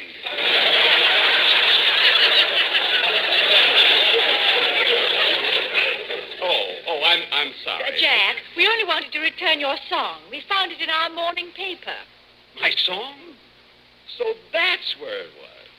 Thank you ever so much, Benita. I'm so glad to get it back. Why?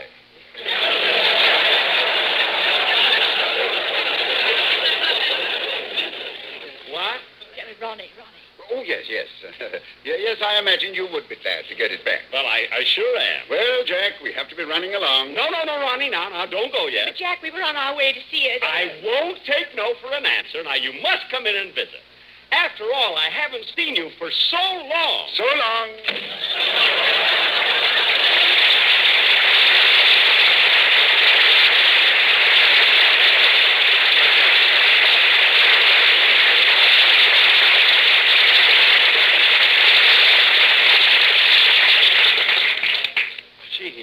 thought I was saying goodbye. I hope they didn't think I was trying to get rid of them. Well, anyway, I got my song back. When you say I beg your pardon, then I'll come back to you. When you ask me to...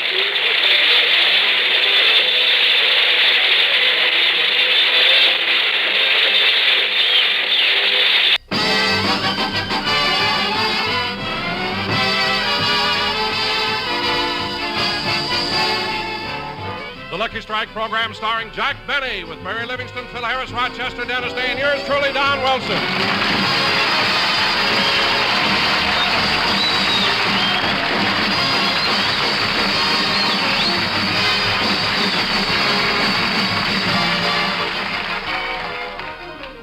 Ladies and gentlemen, on Friday, November 9th, at the Waldorf Astoria Hotel in New York, the Friars Club is giving Jack Benny a dinner to commemorate his 20 years in radio. As we look in on Jack now, he's rehearsing his speech for the occasion. So in conclusion, ladies and gentlemen, I want to thank you all from the bottom of my heart for this great tribute. There, how did that sound, Rochester? Fine, boss, fine. Say, boss, this party they're giving you, how long is it going to last? Oh, it'll start about 8:30, should be over by 11. You call that a party? Roch, I think that's long enough for a party from 8:30 to 11. With us, that's known as the children's hour. Never mind, just finish my packing. And Rochester, while I'm gone, forward all my mail to the Waldorf Astoria. You staying at the Waldorf? Yes. I made a reservation for you at the Acme Plaza. Well, just forget about it. Well, we can't, boss, we can't. Why not? They're holding 2 clean sheets for you. Gee, what they won't do for celebrities. Well, we better write him a nice note. I'll answer the door, Rochester. You finish packing. Yes, sir. So, my darling, though we've parted, come back to whence we started. Whence? Yes, whence. It's the poetic form of where. Oh, hello, Mary. Come on in. Well, Jack, I'm all ready. Are you packed? Almost. I would have called you, but I'm so busy with all these last-minute things, and I'm nervous, too. Well, I don't blame you for being excited. Jack, I'll bet that banquet will be just wonderful. Well, it should be. Practically everyone in the business will be there. Milton Berle, George Burns, Jesse Block, Eddie Cantor, Fred Allen, Georgie Jessel, and a lot of people. Jack, they asked Fred Allen to come? Well, Mary, they weren't going to, but I insisted that he be invited. Ah, that was nice of you. And I hope you'll forget your silly grudge and talk to him at the banquet. Mary, these days, Alan doesn't need conversation. He needs food. Believe me, huh? Well, Jack, it should be a nice banquet, especially at the Waldorf. What are they going to serve? Well, they left that up to me, and I told them I'd like something I usually eat at home. Something like pheasant under glass. What are you laughing at? The closest you come to pheasant under glass is when your parrot fell in the fishbowl. Mary, don't be ridiculous. I wouldn't eat Polly. But, boss, I saw you put it in the oven. Only to dry her off. Now, look, Rochester, if you don't finish my packing... Oh, answer the phone, will you, Mary, please? Oh, sure. Hello? Hello, Liv. Oh, it's you, Phil. Yeah, but on a streetcar, I'm called Desire. Well, that's what happens when you write your own stuff. What do you want, Phil? Is the old man around? Yeah, Jack's sitting in the next room. Well, if the phone cord don't reach, call me back when he's closer. Oh, wait a minute, Phil. I'll call him. Jack, it's Phil. Thanks, Mary. Hello, Phil. Hey, Jackson, I just had to call you. I thought of the greatest joke that you ever heard in your life. Look, Phil. Hey, ask me why girls who live in the Rockies won't take sun baths. For heaven's sake, Phil, I haven't time for that corny stuff. I'm packing for my trip to New York. In case you don't know it, the Friars are giving me a testimonial dinner there. So what? Markstra's giving me a testimonial next week. I almost cried when they gave me my gift. They gave you the gift already? What is it? A baton with a corkscrew on the end of it.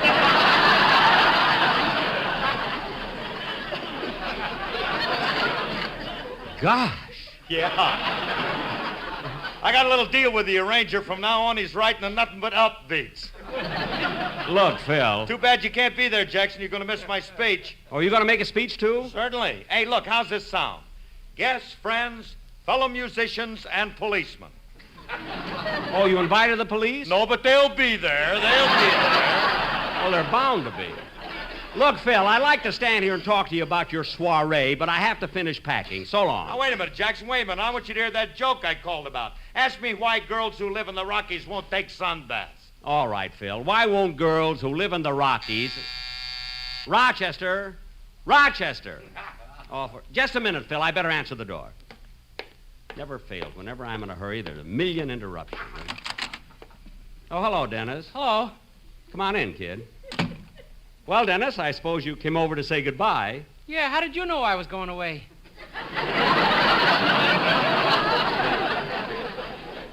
Oh, are you going away, too? Uh-huh. As long as I got a few days off, I thought I'd go to Waxahachie, Texas.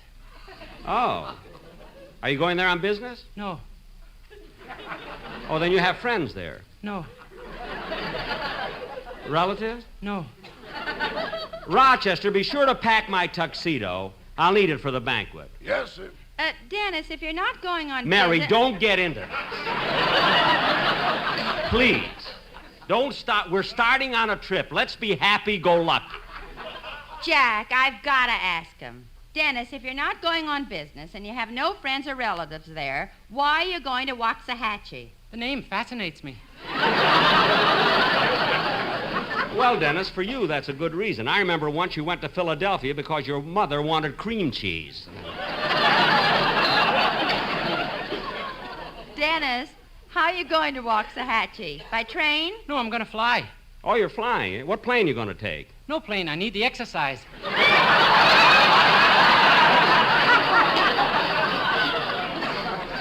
1, 2, 3, 4, 5, 6, 7, 8. Dennis, what are you doing? I'm counting up to 10 for him. He's so mad he can't talk. Well, maybe you ought to do your song. Yeah, I think I'm... Gee, look at the way his eyes stick out. I better sing. Yes, I'll say you better. Dennis, that was beautiful. You know, it's amazing. When you talk to me, I get so mad. Then when you sing, it's the most wonderful thing in the whole...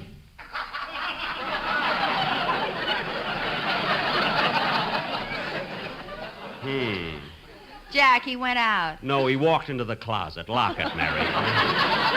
Well, I better run along too, Jack. Okay, Mary, I'm sorry we're not going on the same plane. Well, I can't go till Tuesday, but I'll see you in New York. Yeah. Come here and kiss me goodbye. Okay.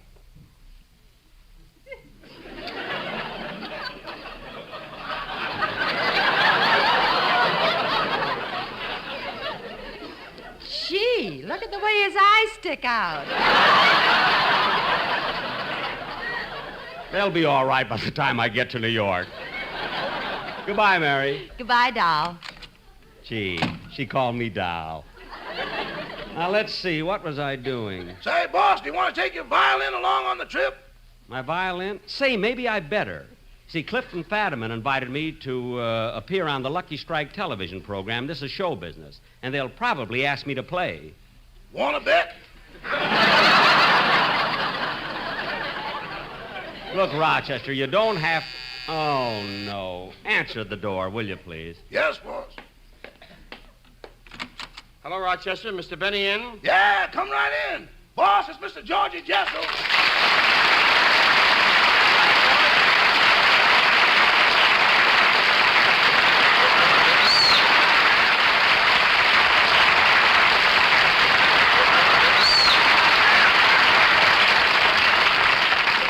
Well, Georgie, nice to see you. What are you doing here? Well, I had a few minutes between banquets, so I thought I'd drop by. Well, this is a pleasant surprise. I didn't expect to see you till we got to New York. Well, Jack, I had a reason. I've been thinking about your dinner. About the testimonial dinner? Yes, and I thought that instead of having the usual type of speeches, it might be a lot nicer if I told them the story of your life. Say, that's a pretty good idea. At the dinner, huh? Do you want me to write it? No, I wrote it myself, but I want your approval of it. Oh, about my life. Well, go ahead. Let's hear it. All right. Okay, now after the preliminary speeches are over, the lights will dim down, I'll stand up, and there'll be a big fanfare.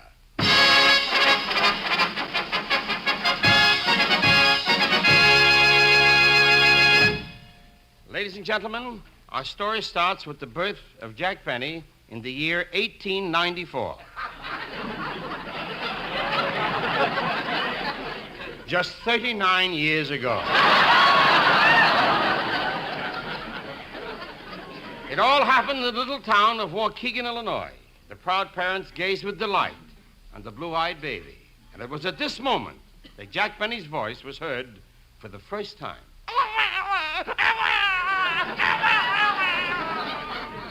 Look at him, Papa. He's so cute. Yes. We'll call him Jackie.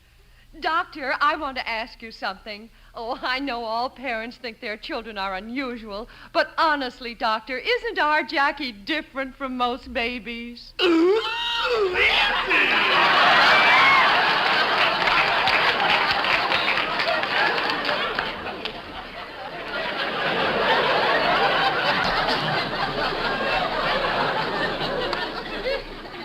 Look at little Jackie, Papa. He's got your mouth. And he's got your nose. And he's got your eyes. And he's got your ears. And look at his hair. That's mine. It slipped off. There,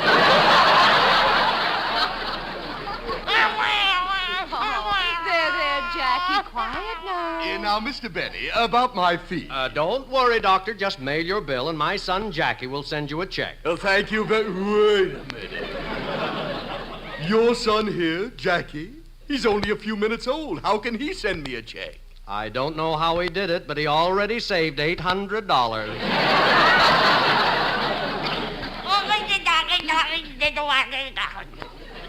And so the little baby began to grow and make rapid progress. At the age of 6 months, he astounded medical science because he had 32 teeth, all uppers. But Jackie was a happy little child, and all day long he used to sit in his crib playing with his toys.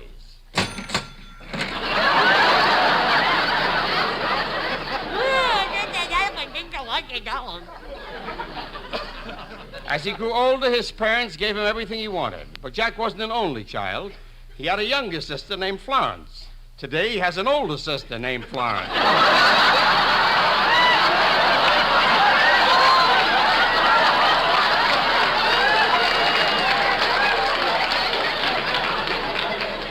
The years passed, and finally, Jackie entered school. As a student, he was exceptionally bright, particularly in arithmetic.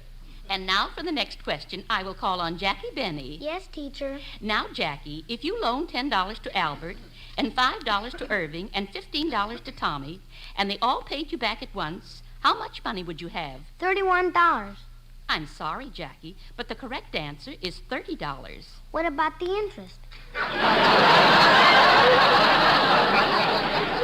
Oh, yes, I forgot. And that reminds me, Jackie, I'll pay you the money I owe you Friday. Good. Good. Then I'll give you back your wristwatch.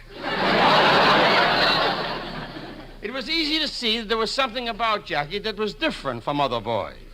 In his class, there was one little boy who lived near the stockyards. There was another whose home was above a livery stable. Still another who lived next door to a glue factory. Yet Jackie was the only kid in the class called Stinky.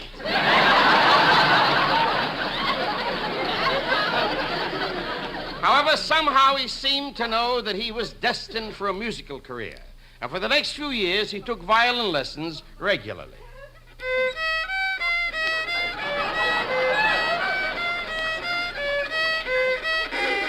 No. How many times must I tell you? Smoothly. I'm sorry. Well, play it again. Only this time, hold the bow with one hand. You're not Ty Cobb. I'll try. No, not today. The lesson she is over. Oh, well, goodbye, Professor. Wait, you did not pay me. Huh? Mr. Benny, I want my money. But Jack was persistent about his violin playing. He took lessons year... Mr. Benny, my money. After year... Mr. Benny, my money. After year. Please, Mr. Benny, my money. And finally came the day of his graduation from elementary school. Oh, it was a proud moment for Jack and his parents. That was the day that he put on his first pair of long pants. They looked kind of bulky over his diapers.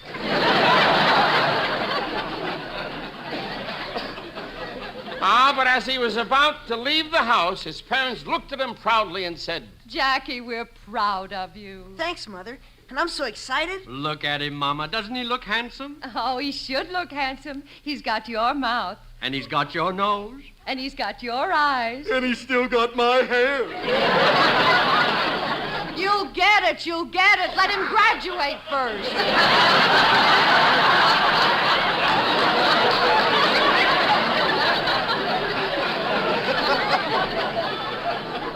And, Papa, we want to get there early. He's going to play a violin solo.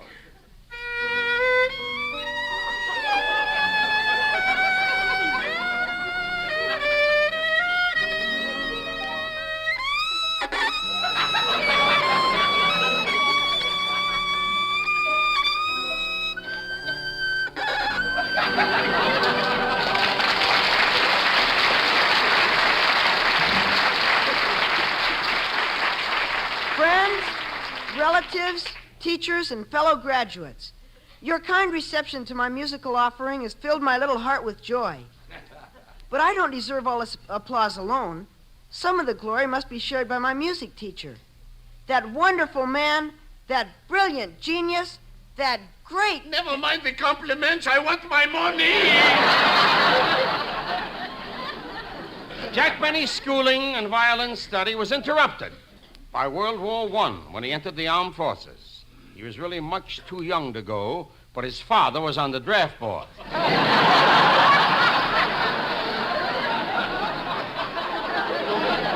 And so, early in 1917, we find Jack Benny no longer a boy, but a man, ready to enter the Navy. Goodbye, Papa. Go already.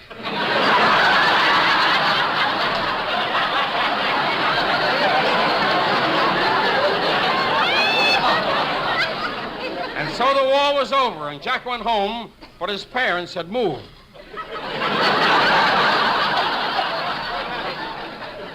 And so he decided on vaudeville as a career. It was about this time that many changes took place in the entertainment world. New innovations had come along, the radio talking pictures. And in one picture called Lucky Boy, a handsome young leading man named Georgie Jessel scored an immediate smash hit when he sang, "One bright and guiding light that taught me Georgie. wrong from right I found in my mother's eyes. Those baby tales she told. Georgie. That road all paved with gold. Georgie, me. It's my life story. I'm sorry. With the advent of a radio, many new stars were made overnight. And one of the brightest was the man who always opened his show with, Hello again. From this he became a star? But when Jack realized that he was a big hit in radio, he decided to get his own program. And first he looked for an announcer. He didn't have to look far because Don Wilson was everywhere. So you want to be a radio announcer, eh? Yes, sir. Have you had any experience? A little. Well, before I hire you, I'd like an audition, please. Yes, sir. Listen. And so Don Wilson was hired, even though at that time Jack was on for Jell-O. But one of the freshest things about Jack's show was the new talent that he always found for it. And he usually met these supporting players in unusual places. For instance, one day while he was shopping... Oh, miss, do you have dental floss? Yes, the May Company has everything. Oh. And say, you have all uppers, haven't you? Hey, you notice everything. You're pretty cute. How about having dinner with me tonight? I'm sorry, but I never let strangers buy me dinner. Good. You're my type. Look, mister, you better stop annoying me. Hey, Mary, you want me to come over there and punch him in the nose? It's all right, babe. I can handle it myself. Yes, and that was how Jack first met Mary Livingston. He took her away from the May Company and made her a star. Then one day, Jack was crossing Vine Street. He stepped off the curb and... Whoops, sorry. I almost tripped over you. I didn't see you. I didn't see you either. I was face down.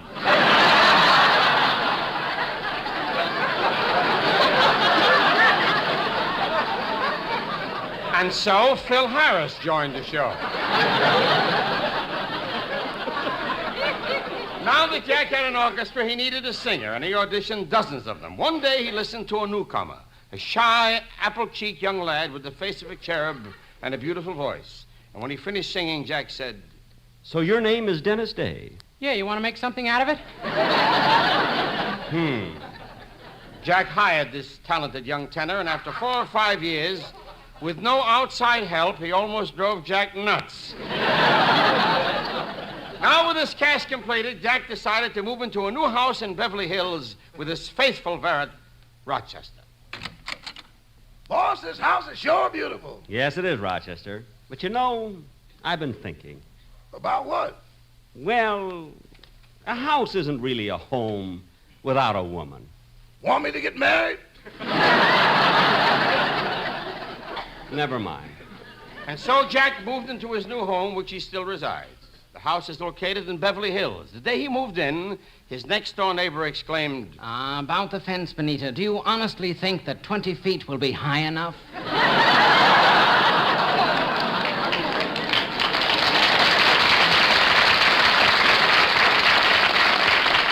And so, distinguished guests and ladies and gentlemen, that brings us up to the present here at Jack Benny's testimonial dinner. And while we have kidded him tonight about those various characteristics he has assumed on his radio programs merely for the purpose of making you laugh, you who know him best will say of Jack Benny that he is a fine comedian and a fine man. I thank you. Well, Jack, that's the speech. How do you like it? Gee, it's beautiful, Georgie. Really beautiful. Well, I'm glad you like it. Well, I got to be running along. I'll see you in New York. So long, Georgie. So long, Jack.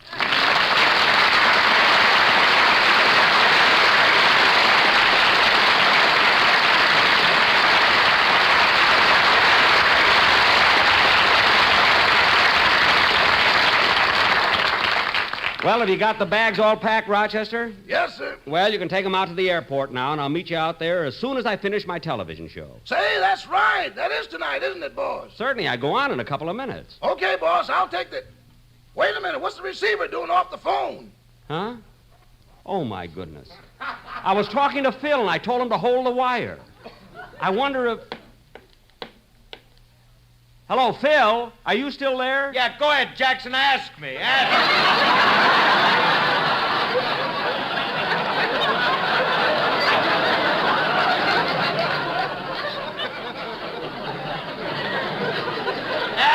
Okay, Phil. All right, Phil. Why won't the girls who live in the Rockies take sunbaths? Because the mountain peaks. You may have had to wait 20 minutes, but you got it in, Dad. Come on, Rochester, let's go.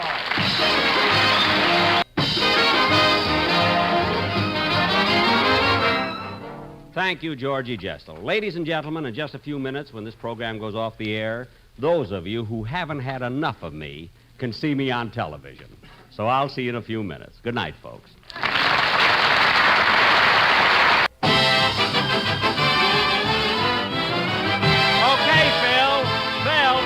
Okay, hold it, Phil. Hold it. Stop it. Stop the What's music. wrong now, Jackson? Nothing. We've rehearsed enough. We ought to relax a little before we go on the air. Yeah, we'll be on in 10 minutes.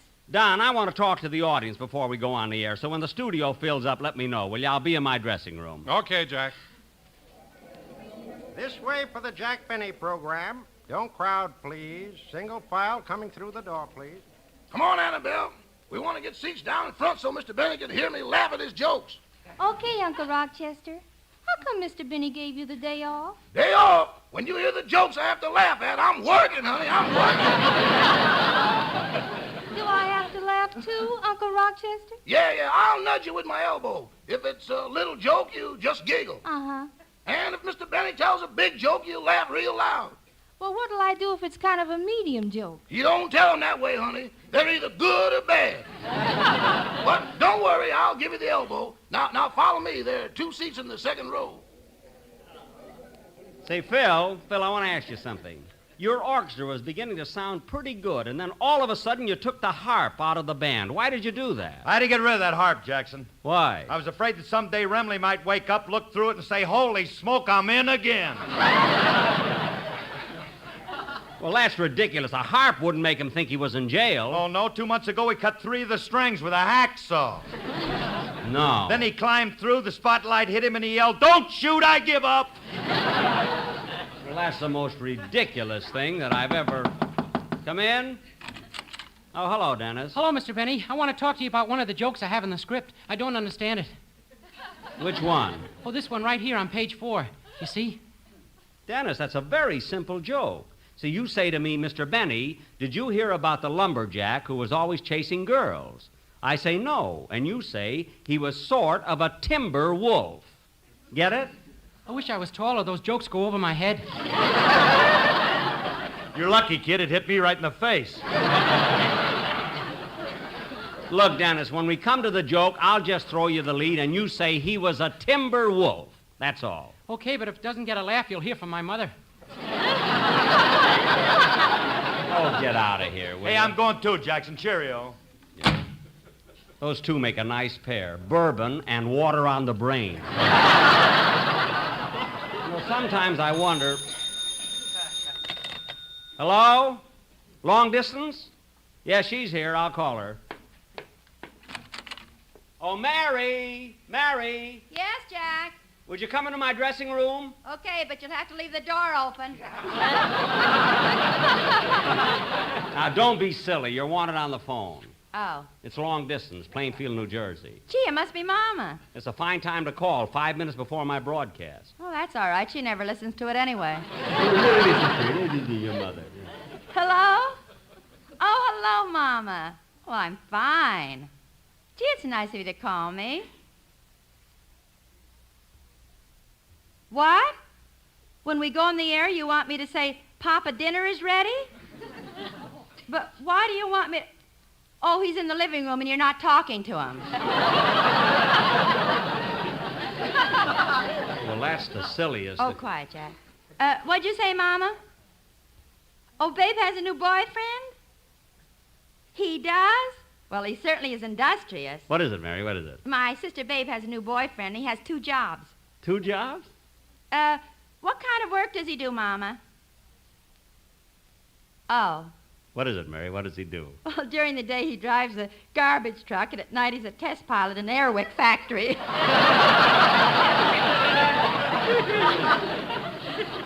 Well, goodbye, Mama. Thanks for calling.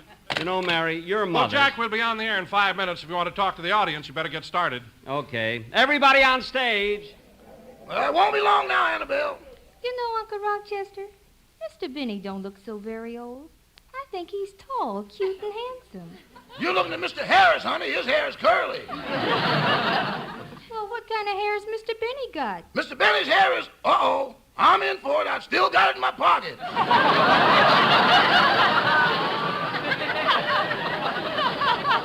Here he comes now, honey. Remember, laugh when I give you the elbow. Well, Jack, we'll be on the air in 5 seconds. 5 seconds. Stand by, everybody. Take it, Phil.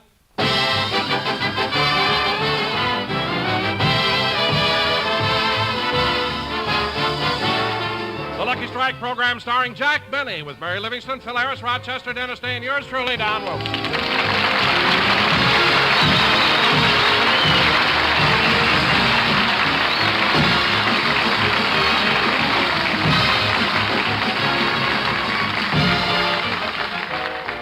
And now, ladies and gentlemen, we bring you a man who was born in February, studied economics in March, was able to retire in April, and here he is, Jack Benny.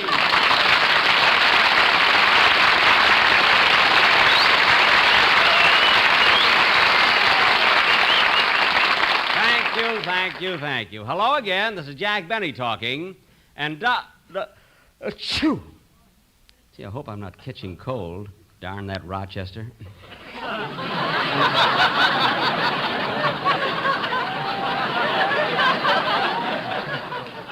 And Don, I think your introduction was a little bit exaggerated. However, I will admit that at the age of 6, I did have a little money, but I earned it. As a matter of fact... Say, Mr. Benny, did you hear the one about the lumberjack? Not yet, Dennis. Later. Anyway, when I was a kid, Don... Penny. When I was a kid, Don, I had to work pretty hard. Well, you're not the only one, Jackson. When I was 18 months old, my picture was in every magazine in the country. So what? Well, it wasn't easy for an 18-month-old kid to pose for all them ads. What ads? I was the baby of distinction. Phil. I was the only kid in town who had a diaper with a hip pocket. All right. Now, look at kids. We have a very important play to do tonight, so let's get started. What's it going to be, Jack? Well, Mary, since we're at the height of the football season, I think that tonight we should do our version of that exciting play. I'm sorry, honey. My elbow slipped.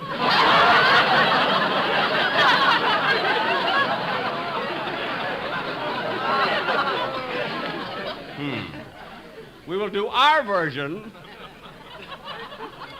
of that famous Columbia picture, that exciting epic of the gridiron, Saturday's Hero. Now, this play will go on immediately after we... Come in. Yes? Mr. Benny, is it true that you wrote a song? Yes, I did, and it has a wonderful title. It's called When You Say I Beg Your Pardon, Then I'll Come Back to You. Yeah, that's the one. Hey, do you mind if I do it? Why, no, not at all. Are you a singer? No, I'm an electric organ. What?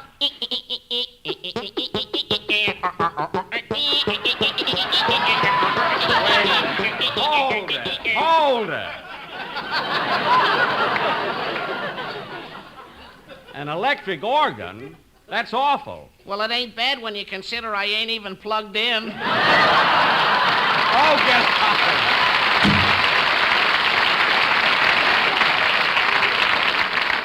What a silly guy. Oh, Dennis. Oh, did you hear the one about the lumberjack who was always chasing girls? Not yet. Sing your song first. Oh, okay. He has one joke, and he can't wait.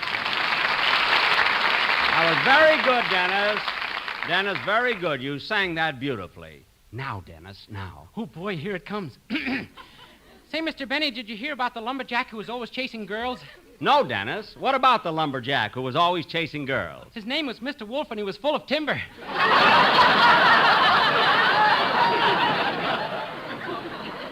What? He doesn't get it, folks. Mr. Wolf, timber. Dennis, stop wagging your tail and sit down. We rehearsed it for 4 days, and then he gets it wrong. Oh, well. And now for our play. Take it down. And now, ladies and gentlemen, we bring you our version of that thrilling Columbia picture, Saturday's Hero, a saga of college life on the gridiron. Curtain. Music.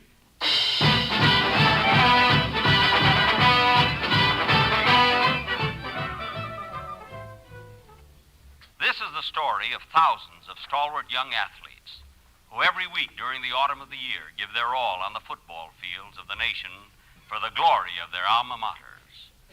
These are Saturday's heroes.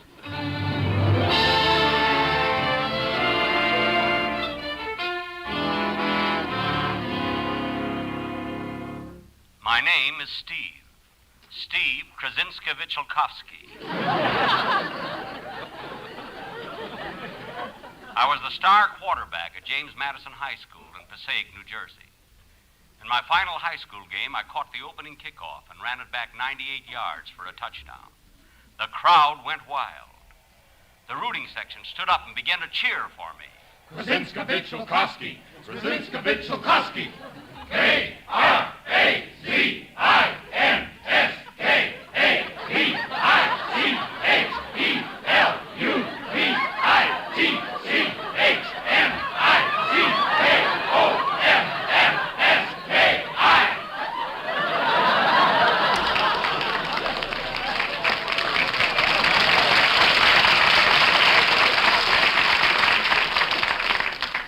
When they finished, we were in the third quarter.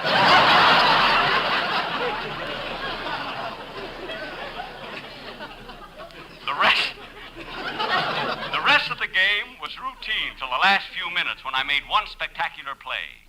I kicked a field goal from the 16-yard line. This wouldn't have been unusual, except that the fullback was still holding the ball as it went between the goalposts. The crowd went wild, and the fullback was a little sore, too. Again, they started to cheer. K-R-A-C-I-N-S-A-A-V. It was then that I decided to change my name to Smith. Steve Smith. When I graduated from high school, I had offers to play football for many colleges. Washington and Lee, William and Mary, David and Bathsheba.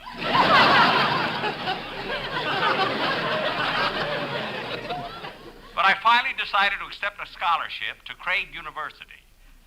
So early that fall, I found myself in the registrar's office, where the dean's secretary was filling out my entrance application. Now, let's see. Steve Smith. Oh, here's your card. Now, tell me, what is your height?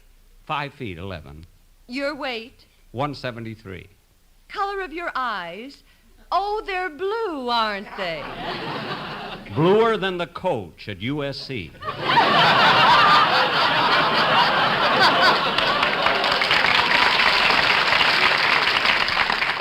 Now, what career do you expect to follow upon graduation? I'm going to be a psychiatrist. What made you decide to become a psychiatrist? Last month, my uncle died and left me a couch.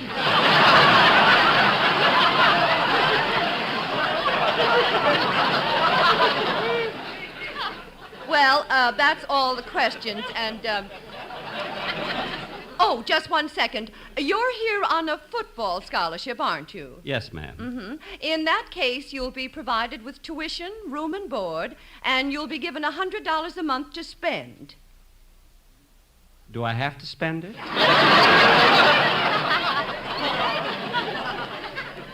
No. Now, of course, you and all the other football players will have to earn this money. I understand. What will my job be? Well, in the dean's office, there's an 8-day clock. And I'm supposed to wind it? No, the fullback winds it. Your job is to see that he does. Under the burden of this assignment, I began my first year at Craig University. I'll never forget the day I met our famous football coach.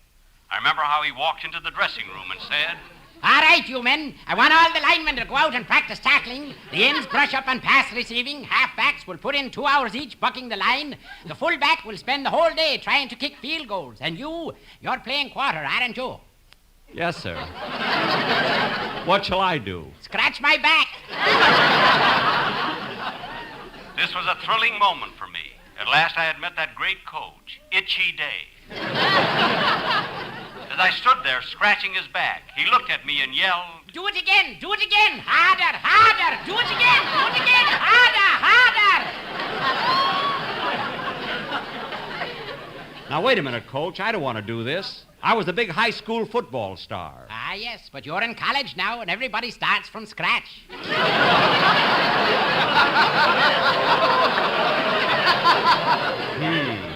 And another thing, we observe strict training here. Yes, sir? Yes, that means no parties, no dancing, and no dates with girls. But, Coach, if we can't date the girls, don't the girls get lonesome? No, some lumberjack keeps chasing them. What?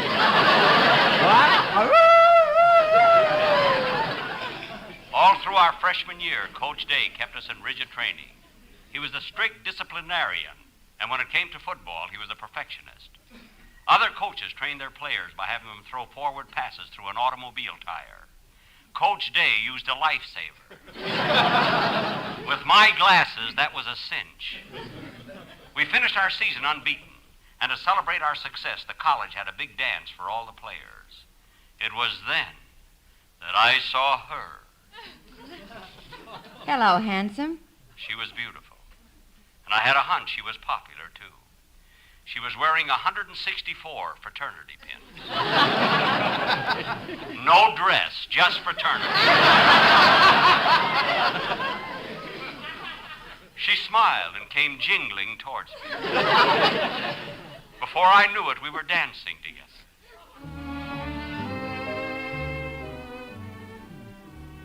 Gee, you dance swell. Well, thanks.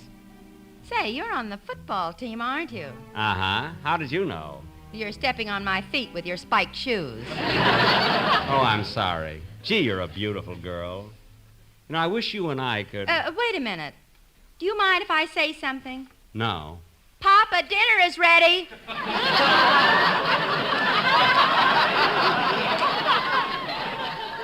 That made me admire her even more. For though she was the most popular girl in school, she still thought of her poor hungry father in Plainfield. I didn't see her again till the following fall, right before our first game with Powell University. I'll never forget that day. As our team came out on the gridiron, the huge throng cheered, and our glee club sang our school song. You gotta be a football hero to get along with the beautiful girl. In spite of all $1 million can do, a tackle or two will mean more to you. The fact that you are rich or handsome won't get you anything in curves. You gotta be a football hero to get along with the beautiful girl. Then the game started. I took the opening kickoff, but was thrown for a loss. On our next two plays, we were stopped cold. The opposing team had the biggest line in football. His name was Don Wilson. Once I ran around his end and was out of bounds by 10 yards.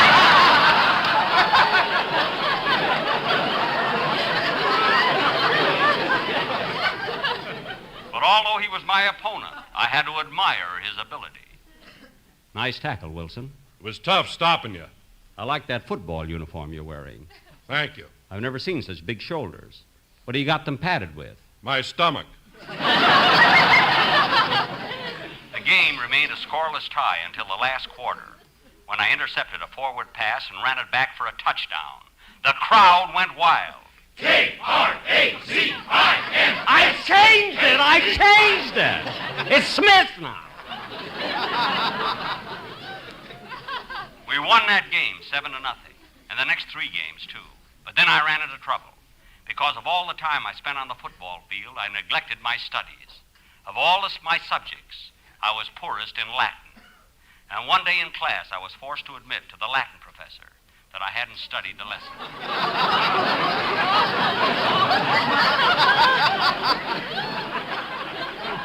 I'm sorry, Professor. I am not prepared. Oh, for shame. Perhaps if you ask me another question, I might be able to answer it. Very well. I'll translate this. When Julius Caesar left Egypt to return to Rome, he said to Cleopatra, Hoc semperis victum quo facere posset pluribus fidelium Marcus agrarium. I don't know, Professor. What does hoc semperis victum quo facere posset pluribus fidelium Marcus agrarium mean? Wipe your chin and try that again. What does hoc semperis victum quo facere posset pluribus fidelium Marcus agrarium mean? When you say I beg your pardon, and I'll come back to you. Oh. And I hope you'll be better prepared for tomorrow's lesson. Yes, sir. What are we studying tomorrow? The works of Augustus V, Horatio V, Octavius V, and Cassius V. Love them fifths. I studied my Latin hard, and he finally passed me with a mark of 86 proof. He had grown into a professor of distinction. Then came the day of our final game of the season. We were undefeated, and a victory now would mean the conference championship. Every seat in the stadium was filled.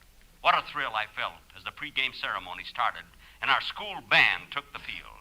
All eyes were on the band, dressed in their gleaming uniforms, as they marched around the field playing. It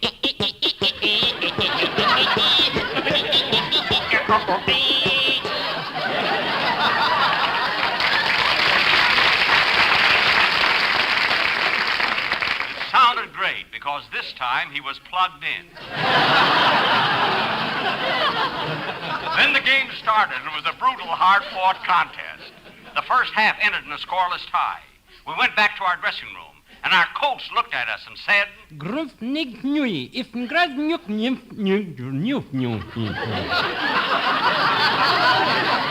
wasn't a commercial. We were holding secret signal practice. Then the second half started. The game remained deadlocked until the fourth quarter when we got a break. I intercepted a pass. I broke away from the safety man and had a clear field for a touchdown when I suddenly realized it was all in vain. There was a handkerchief on the play. Angrily, I rushed up to the referee and said, Did you drop your handkerchief? Ooh, dinner!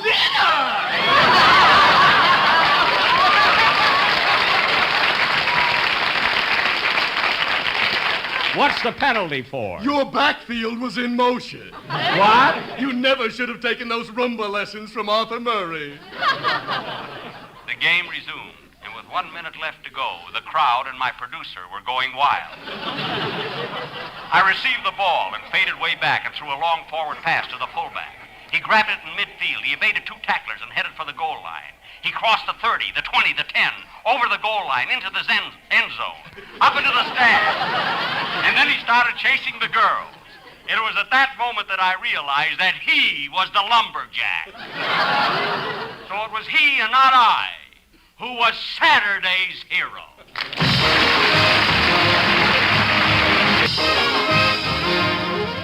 Well, ladies and gentlemen, that concludes the 10th program of this series, and we'll be with... Oh, get that, will you, Mary? Okay. Hello? Yes, this is Mary. Oh, Papa. You're having dinner at home? Then you heard me. Papa, it's silly for you and Mama not to talk to each other. Oh, all right. If you want me to, I'll do it. Jack, let me at that microphone. Huh? Mama, pass Papa the mashed potatoes. Good night, Mama. Good night, Papa. Good night, folks.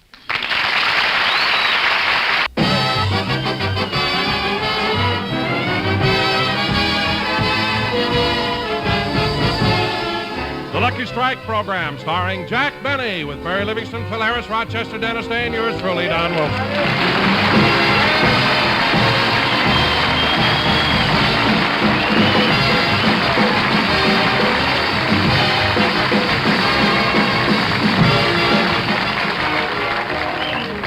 And now, ladies and gentlemen, here it is Sunday again. So let's go out to Jack Benny's house in Beverly Hills.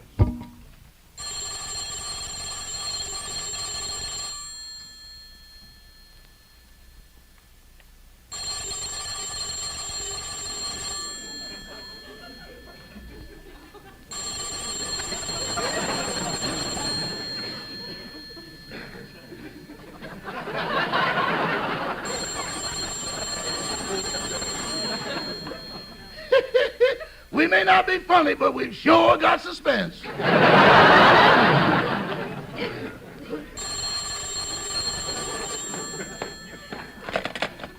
Mr. Benny's residence, star of stage, screen, radio, and is beginning to get a feeling of security in television. Oh, hello, Susie. Huh? Oh, no, honey, I can't get away today. Mr. Benny gave me yesterday off. Where'd I go? No place. He wouldn't let me leave. I had him blitzed on 4 games. I'll talk to you later, Susie. Goodbye. Good morning, Rochester. Good morning, boss. How'd you do at the wedding last night? Oh, it was... Wait a minute. Rochester, how'd you know I went to a wedding? Well, I overheard you on the phone last night and you were dickering about the price. Well, how'd you know I played my violin at a wedding? Well, for $3, I knew it wasn't the Hollywood Bowl. All right. I'll never take that kind of a job again. What a wedding. What people. I not only got home at 4 o'clock in the morning, but I haven't even got the $3. Why? What happened? While I was kissing the bride, the groom picked my pocket. But maybe he needed it. Anyway, Rochester, who's at the piano playing my song? I don't know. Well, let's go see. Look, it's Polly. Like the swallows at Serrano, return to Capistrano for you.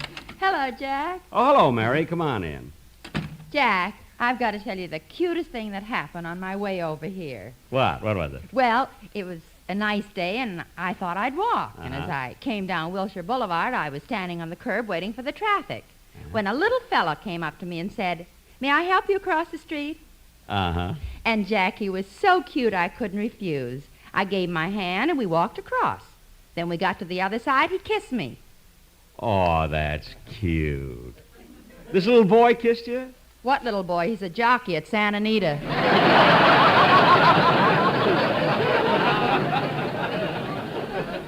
No. I had to lift them up yet.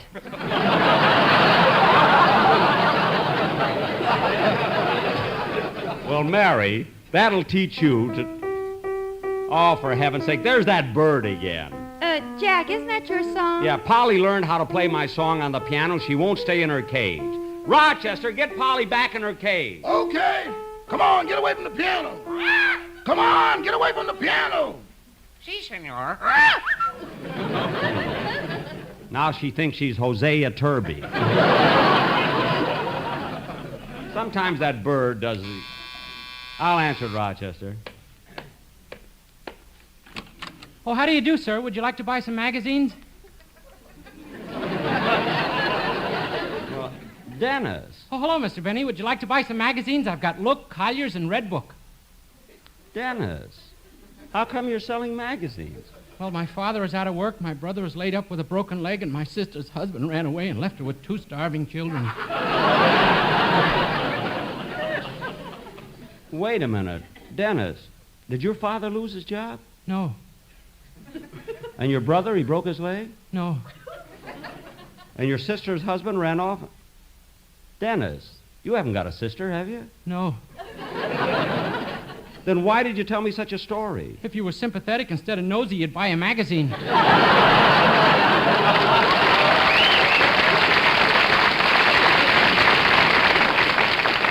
Now look, Dennis. Jack, who's out there? One of the happiness boys. Look, Dennis, as long as you stop by, how about coming in and let me hear the song you're going to do on the program? Okay. Hello, Dennis. Want to buy a magazine? No, she doesn't want to buy a magazine. And I don't want to hear another word about magazines. Now, what song are you going to sing? Let Me Collier, Sweetheart. Now, cut that out! Just sing your song. Let me Collier, Sweetheart.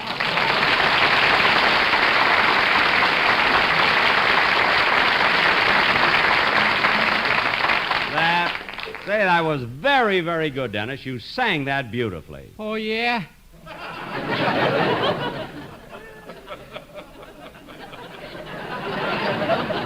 What do you mean, oh, yeah? You're just trying to be nice to me because you didn't buy a magazine.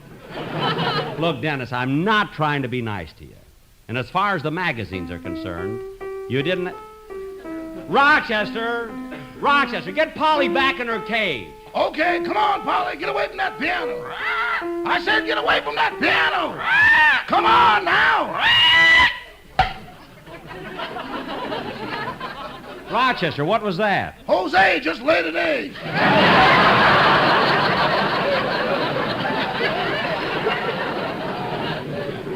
An egg? Did you catch it? Like the swallows at Serrano is in the frying panel. Well, good. You know, Mary, you won't believe this. Hello, anybody home? Huh? Oh, hello, Phil. We're in the den. Hiya, Jackson. The reason well, as I live and breathe, Mary. I'd like to live too, so breathe the other way.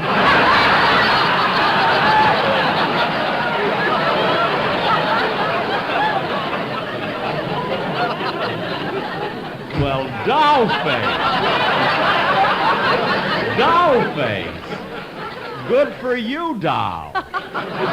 Good. What do you want, Phil? Well, the reason I dropped over was Hello, Phil. Oh, hi, Dennis. You want to buy a magazine? Dennis, now why don't you go home?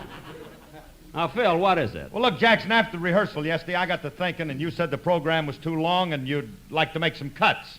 That's right. We'll have to take out I'd say about 2 minutes. Yeah, well, that's what I'm getting at, Jackson. Rather than sacrifice any of my sparkling dialogue, I can get the time out of my music. Really? Yeah, certainly. You see, I can cut the allegro movement of my orchestra number and just leave the pizzicato for the violins. Well, yes. Yes, you could. And then you see, if I have to, I can fade the last 8 measures of pianissimo and segue to the andante. Well, what do you think, Mary? You're not going to get me into this. Well, I think it's a very good suggestion, Phil, but we'll only do it if we're stuck for time, you know? Hey, Jackson. What? Hey, ain't it funny how we fool our audience and make them think that I'm a dumb guy who don't know nothing about music? Yeah. Well, you know, that's show business. Yeah. You know, Jackson, sometime I'd like to play something classical just to show the people I can do it. Well, that would be a surprise, Phil. Now, what would you play? Oh, I don't know. Something by Rimsky-Korsakov or Beethoven or Schubert or Willie Hoppe.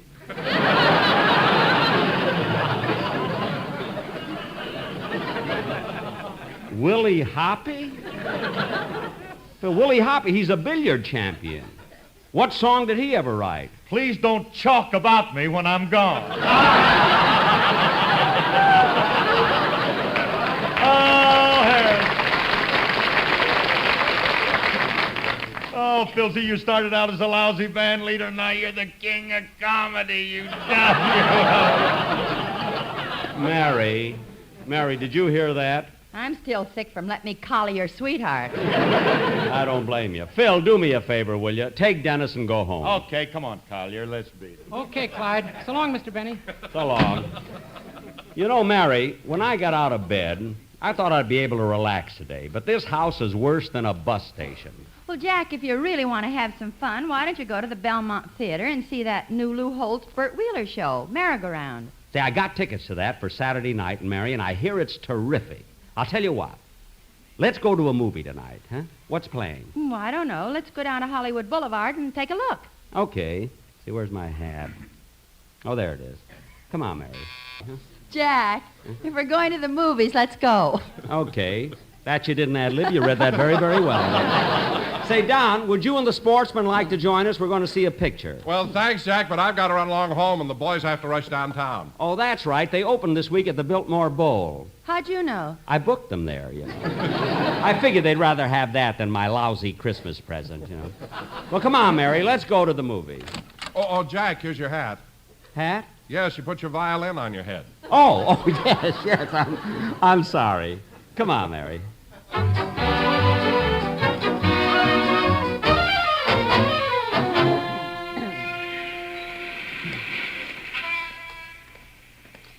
You know, Jack, Hollywood Boulevard always looks so pretty this time of the year. You're right, Mary.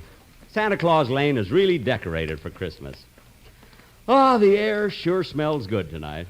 Yeah, that rain we had really cleared things up. You know, the smog has been so heavy lately, you could almost cut it with a knife. You know, Jack, since the smog cleared away, I learned something very interesting about that 6-story building on the corner of Hollywood and Vine. What about it? It's 12 stories. No kidding. Here, Mary, let me take your arm while we cross the street. Well, Jack, you can't cross now. The light's against you. Never mind. Come on, let's go. But, Jack... Come on.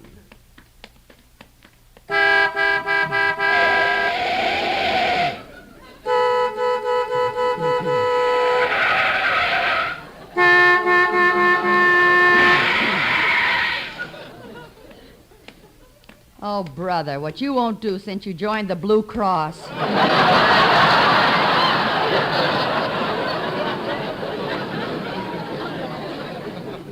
Blue Cross. I was in a hurry.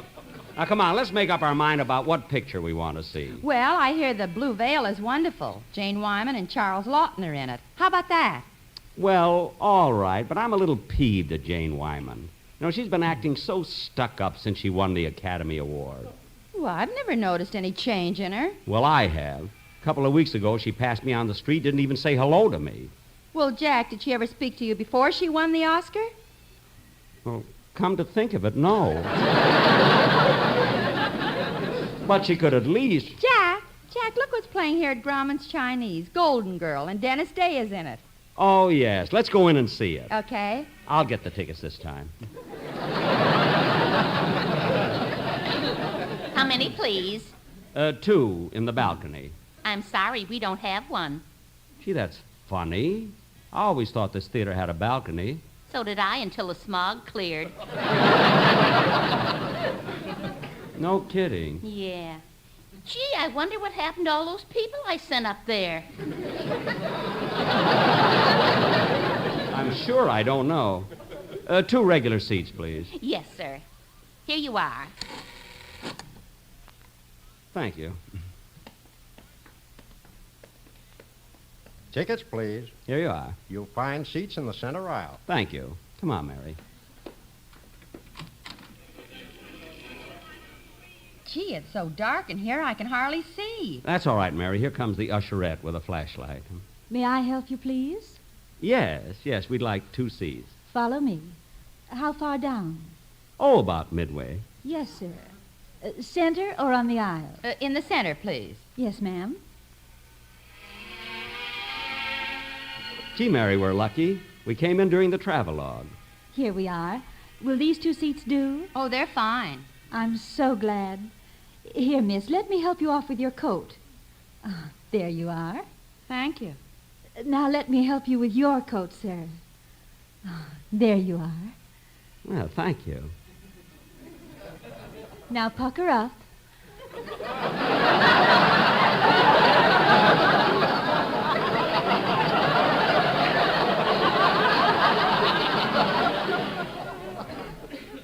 Pucker up? Yes, I'm going to kiss you. Here.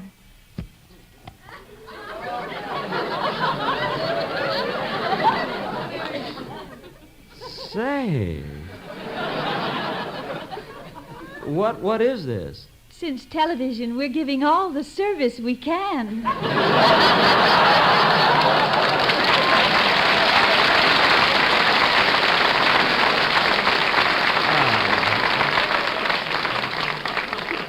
Well, sit down. Sit down.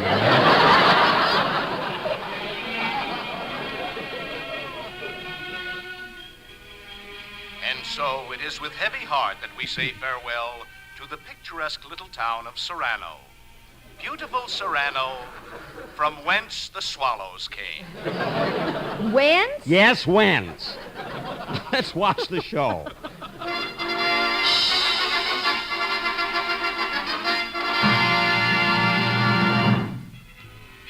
Jack, the feature's starting. Yeah, gee, this woman sitting in front of me, she's wearing such a big hat, I can hardly see anything. Well, ask her to take it off. Yeah, I will.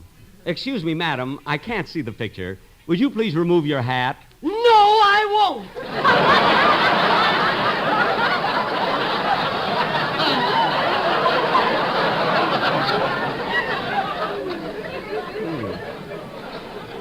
Look, madam, all I said was... Quiet!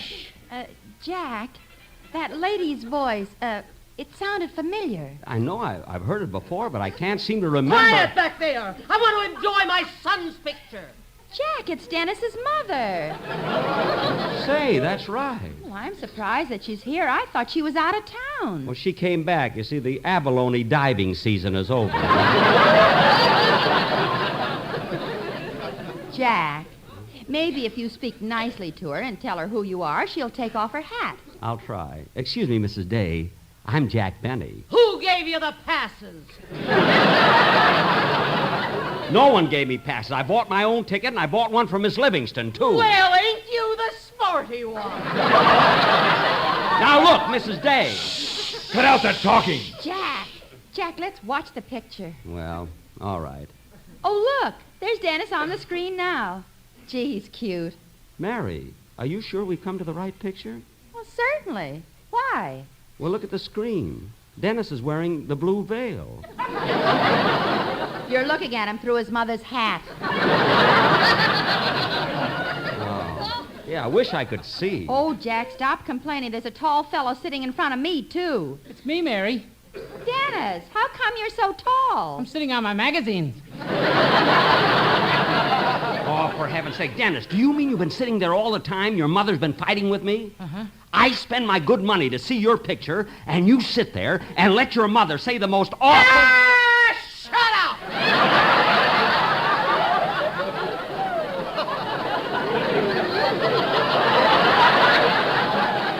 What? You heard her. She said, Shut up! I'm not going to shut up. I came here to see a movie, and I'm not going to... Hey, throw that bum out!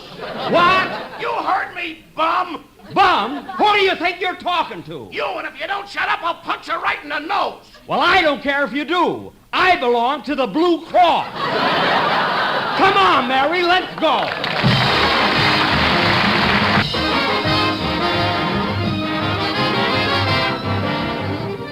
Well, ladies and gentlemen, that finishes another program, and we'll... Come in. Mr. Benny? Yes? I represent the National Radio Magazine, and on behalf of our readers, I want to present you with this award. Award? Yes, it's for meritorious service toward all the radio listeners in America. Why? What did I do? Here it is Thanksgiving week, and you didn't have one joke on your program about a turkey. Well, thank you very much. Good night, folks.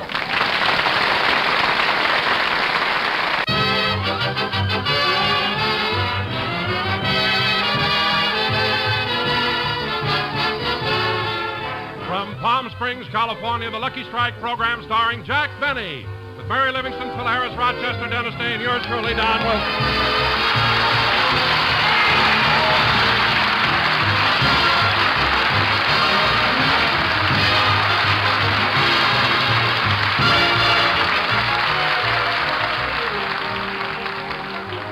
And now, ladies and gentlemen, from Palm Springs, that oasis of the desert, we bring you the Sheik of Araby, Jack Benny.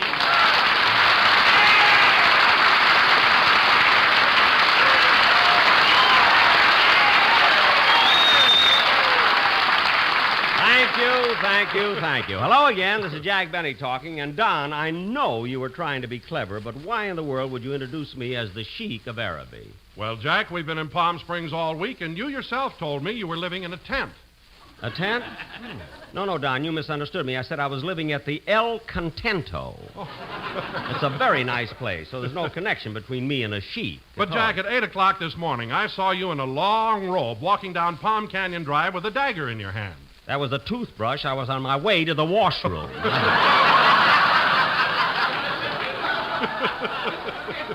You and your big mouth. The guy can't have any privacy. Well, in that case, Jack, I'm sorry. No, Don. Now that I think of it, I'm glad that you called me the Sheik of Araby. Because tonight, into your tent I'll creep and rip up your contract. You know? So watch it, shrimp boat, you know? You know, it's too near Christmas. Oh, hello, Mary. Hello, Jack.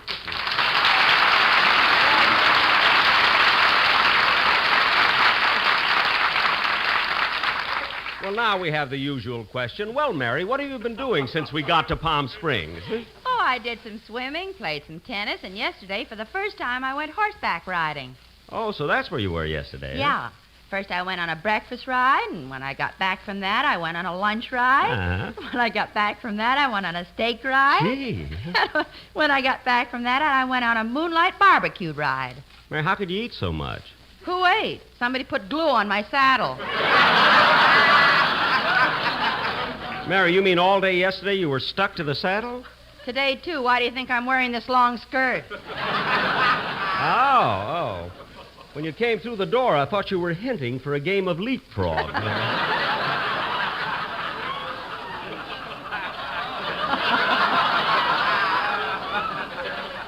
Well, anyway, That Jack... gag was a tape show. We'd have to take it out, I think. Huh? Anyway, Jack, you look wonderful. What have you been doing? Well, Mary, every morning I take a long walk, and I'm... Oh, hello, Dennis. Hello.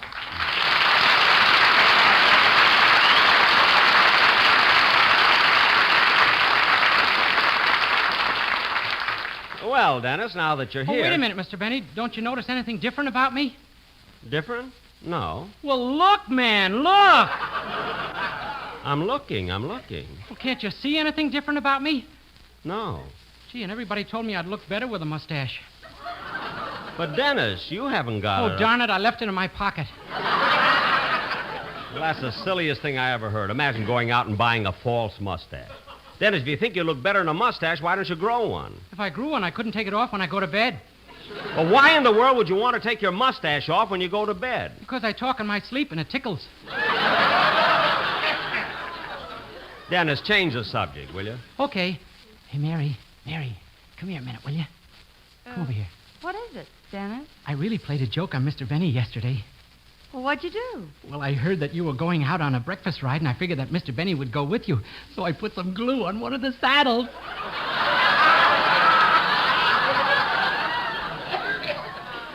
Mary, don't you think that's funny? If I could get my feet out of this stirrup, I'd kick you right in the head. Mary, come back here, will you? All right, folks, up until now, this program's been flopping, but now Harris is here, and things will start popping. Lay it on me.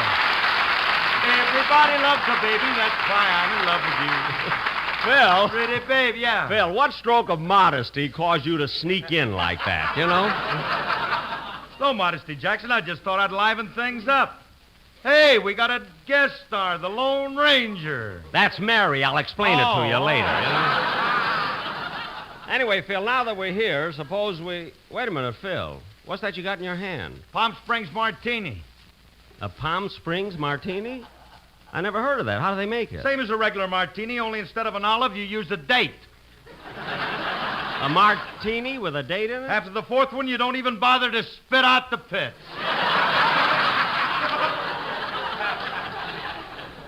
Look, Phil. Shake me, Jackson, and listen to me rattle.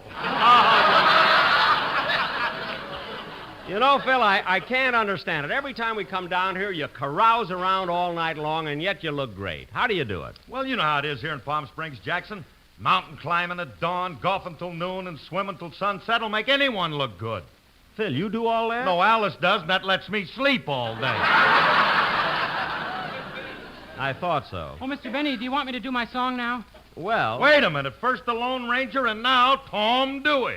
Dennis, take off that mustache. Hello, Tom. You want to sing? Go ahead.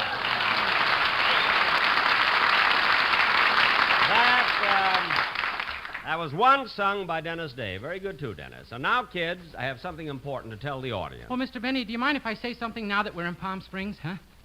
What is it, Dennis? Suntan oils, cactus plants, and tumbleweeds.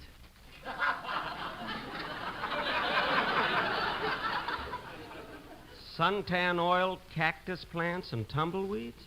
What's that? Well, if we can't be funny, let's be topical. Dennis, what makes you act so silly? Phil gave me a date, and boy, was the juice strong.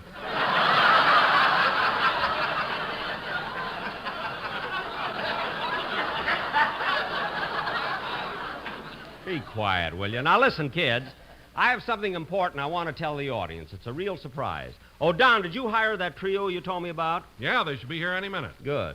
What's this about a trio? Well, Mary, Don found a famous singing group right here in Palm Springs, and they're going to sing the song I wrote. When you say I beg your pardon, then I'll come back to you. No, Jackson, not that one. Straighten my hair. Tell everybody I got 9 toes, but don't sing that song again. Please. Now, wait a minute, Phil. Phil, that's a wonderful song. It's a wonderful song, and someday it'll be one of the biggest hits in the country. Yet at every opportunity, you kids knock it. I don't like it either, and I'm full of date juice.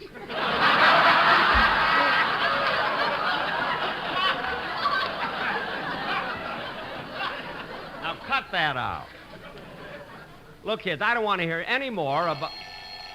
I'll get it. Hello? I have a long-distance call for Jack Benny. Long distance? Put him on. Here's your party. Hello? Hello, Mr. Benny. This is Rochester.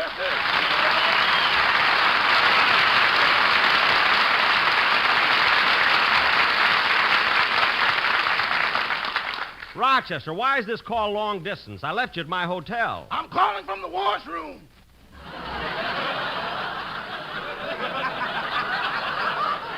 Oh. You forgot your electric razor again. I don't care what I forgot. You have to call me in the middle of my broadcast? The middle of your broadcast? Certainly. It's 4:15. It's 5:15 here. What? The washroom's on mountain time. Oh. Anyway, Roger, how did you know I left my electric razor in the washroom? I followed the cord from the hotel. Oh. And say, boss. What? I found out why your electric razor went dead while you were shaving this morning. Why? The super chief ran over the cord in Cucamonga. I knew something happened.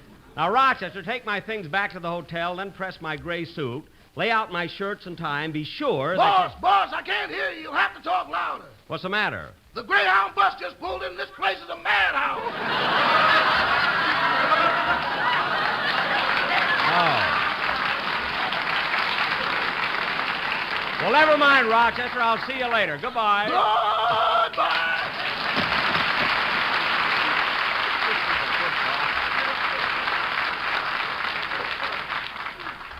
Now, let's see. What were we talking about? Your lousy song. Yeah. We were talking about the trio that's coming over to sing it. Jackson, you're not really going to have that song sung on the radio, are you? Why, certainly, Phil. It's beautiful. When you say I beg your pardon, then I'll come back to you. When you ask me to forgive you, I'll return. Like the swallows at Serrano, return to Capistrano. Oh, that's awful. Mary, why don't you get a chair and sit down? Who needs a chair? Never mind. Come in. Well, Jack, it's the Guadalajara Trio, the fellows who are going to do your song. Oh, come on in, fellas. Come on in.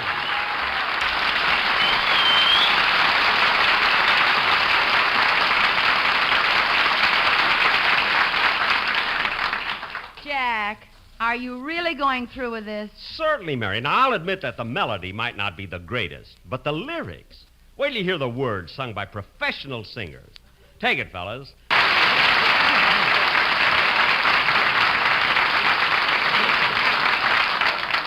Don, what is this? I thought they were going to sing my song in English. Well, Jack, so did I. That's what their manager told me.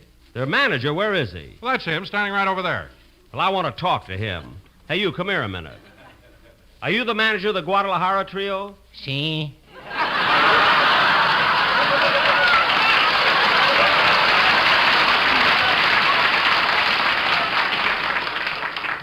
Well, they do popular songs, don't they? Si. Well, can't at least one of them speak English? Si. Which one? She. You mean he? Si.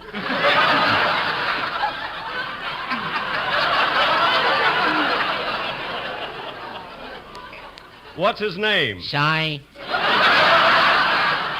Sai? Si.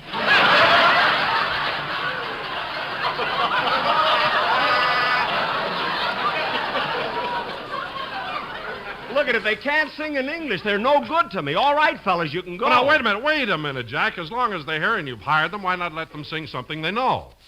Well, that's all right with me. Is that all right with Si? Si. All right, all right. Sing already. Sing the song.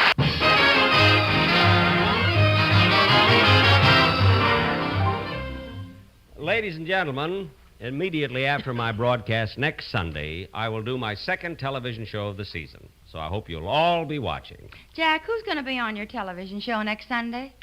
Well, Mary, I tried to get Barbara Stanwyck, but I don't know, she told me she had a headache. Then I asked Danny Kaye, and he told me he had a headache. Then I asked Claudette Colbert. I wanted her to be on it, but I don't know, she told me she had a headache. Then I asked Tyrone Power, and he told me he wanted $5,000. So you had a headache? Yes, I had a headache. But anyway, tune in next week, ladies and gentlemen, because we'll have 29 minutes and 30 seconds of fun. Good night, everybody.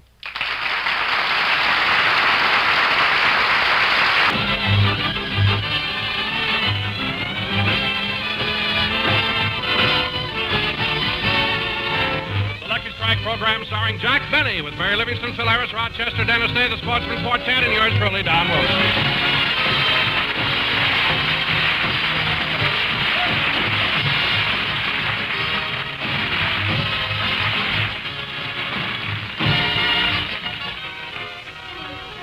Ladies and gentlemen, tomorrow will be New Year's Eve, but Jack has invited the gang over today for his annual pre-New Year's celebration.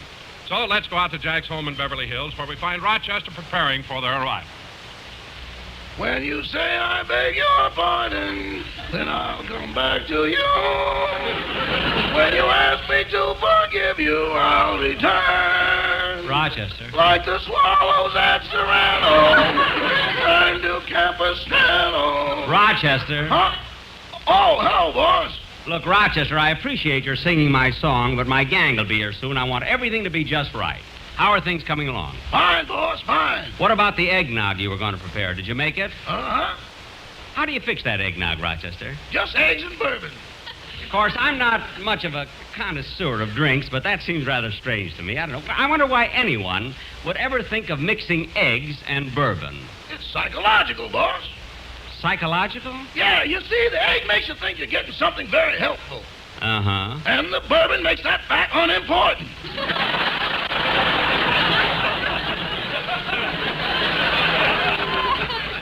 Well, that's logical. By the way, Rochester, how much eggnog did you make? Well, I cut it pretty close. You're having 5 guests, and I figured if there's a little left over, I can always take it to a party I'm going to tomorrow night. Good, good. How much did you make? 50 gallons. 50 gallons? Hey, Rochester, you've got a lot of... Someone at the door, I'll get it. So they took the wheelbarrow and went down...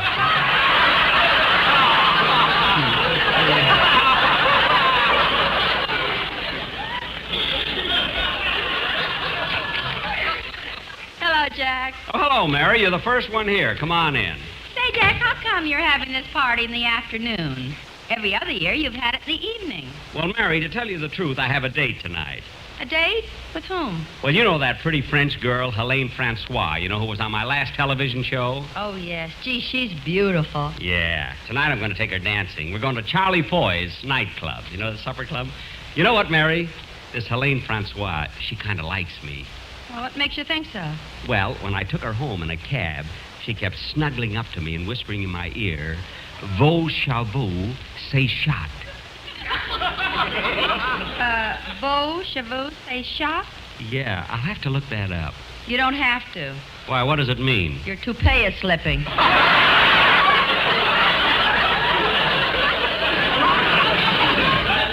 Oh, well, at least she cares.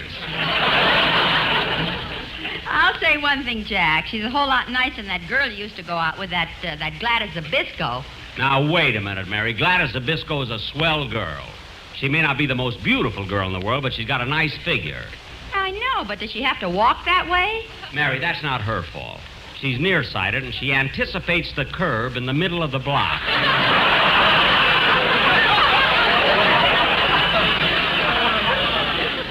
So don't be critical. Now, come on, Mary. How about a glass of eggnog? Oh, sure, Jack.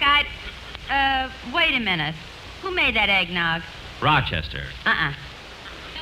Why, what's the matter? Well, last New Year's, I tasted some of Rochester's eggnog, and the next thing I knew, I was at the Rose Bowl.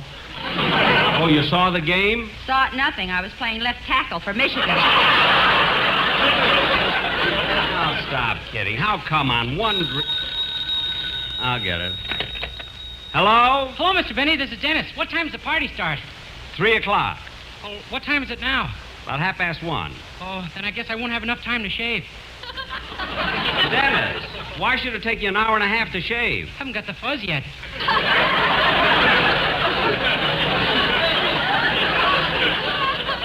Oh, for heaven's sake. It takes me 3 months to get a 5 o'clock shadow. All right. Now hurry over here. Goodbye. Goodbye. What a silly kid. Jack, was that Dennis on the telephone? Yeah, it was me.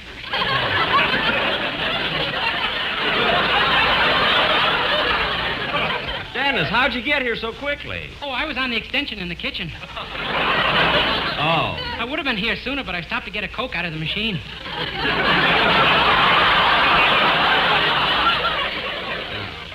Well, Dennis, how about having a glass of eggnog? Oh, boy, eggnog. That's for... Wait a minute. Who made it? Rochester. Uh-uh. Why not? Last year I tasted some of Rochester's eggnog, and the next thing I knew, Mary was playing in the Rose Bowl. Yeah, I know. Now, look, kids, as soon as we... Come in. Oh, hello, Don. Hello, Jack. Hello, Don. Hi, Mary. Dennis. Hello. Come on in. Don.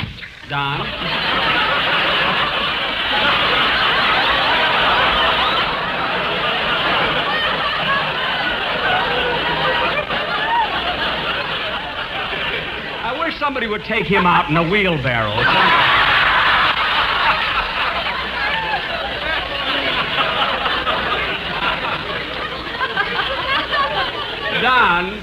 Don, would you like a drink? Now, wait a minute, Jack. First, I want to show you something. What? Look. Don, you're wearing the cufflinks I gave you for Christmas. Isn't that nice? Don, you can take the card off. Everybody knows who gave them to you. Well, I'm not taking it off. I want to make sure people know what a cheap gift Jack gave me. What? Jack, I've been with you 18 years. 18 years of loyalty and devotion. 18 years without missing one program. And you show your appreciation with a pair of lousy $1.98 cufflinks. When?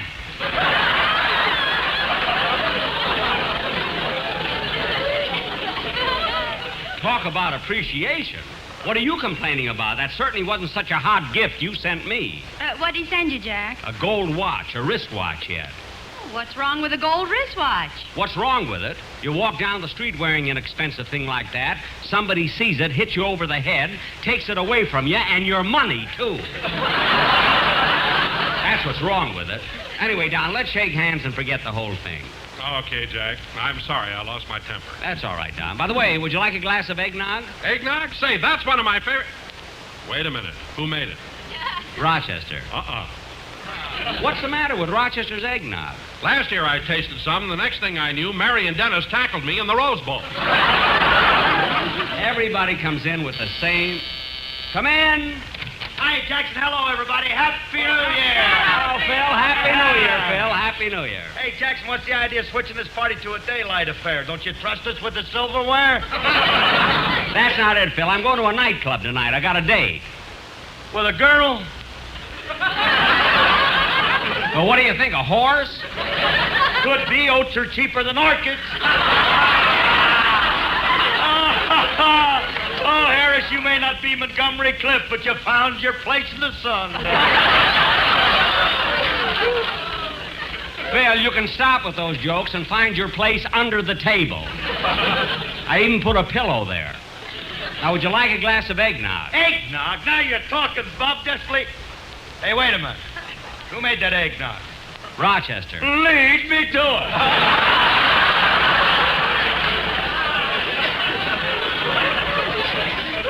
Rochester, will you pour a glass of eggnog for Mr. Harris, please? Yes, sir.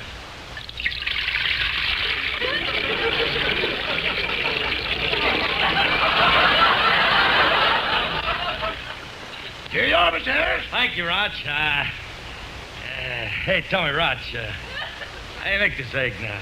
I use 1 egg to 5 quarts of bourbon. Check. Well, here's down the hatch.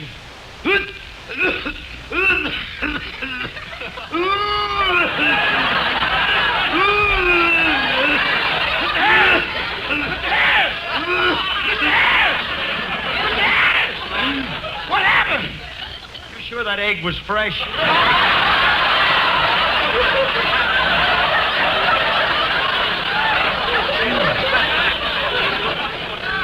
It's fresh, it's fresh. Well, here goes. Well, Phil, how do you like it? Phil, how do you like it? Hey, Jackson, what are you doing here at the Rose Bowl? What? Come on, wheelbarrow. I mean, Stanford. I'm not at the Rose Bowl yet. Rochester, pour me a ticket. Now, Dennis... You want me to go in, Coach? What? I say, you want me to go in, Coach? Yeah, report to the referee and sing a song. Oh, okay.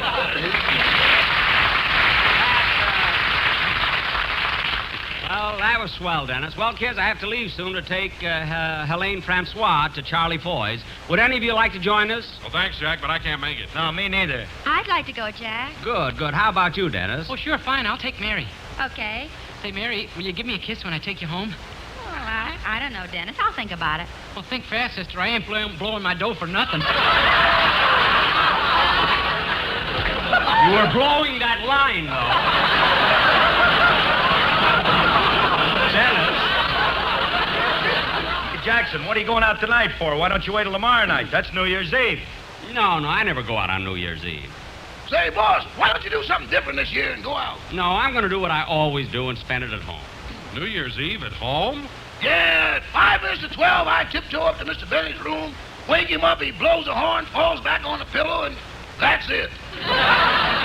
Yeah. What are you laughing at, Mary?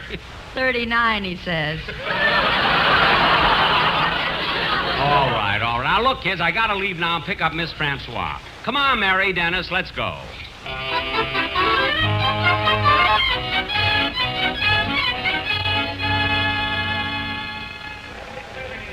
Yeah, I like it here at Charlie Foy's, don't you, Mary? Yeah, but Jack, you'll never get a table. It's too crowded. Yeah, look at those people in that little room. Boy, are they jammed together. That's the coat room. Those are coats. Oh, I wondered why they didn't have their pants on. Never mind. I'll get a table. Come on, Helene. Voulez-vous accompagner moi un tablet? Oh, l'ambiance de la salle est très intéressante. Je suis si heureuse que vous m'ayez invitée.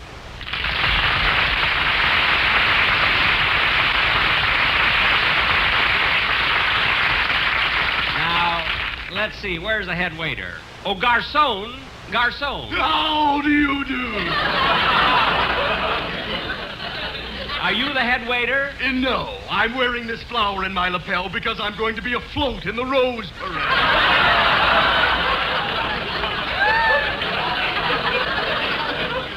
Now, don't be sarcastic. I'd like to get a table for 4. Well, thank heavens you didn't ask for 5. Why? I wouldn't sit with you for $1 million. Now, cut that out and get us a table. All right, follow me. Come on, kids. Here you are, folks. Say, this is a pretty good table at that, isn't it, Helene? C'est très gentil, chérie. Et nous pouvons voir le spectacle. Oh, oui. Gee, what a crowd. Wait a minute, where's Dennis? Right behind you, mon chéri.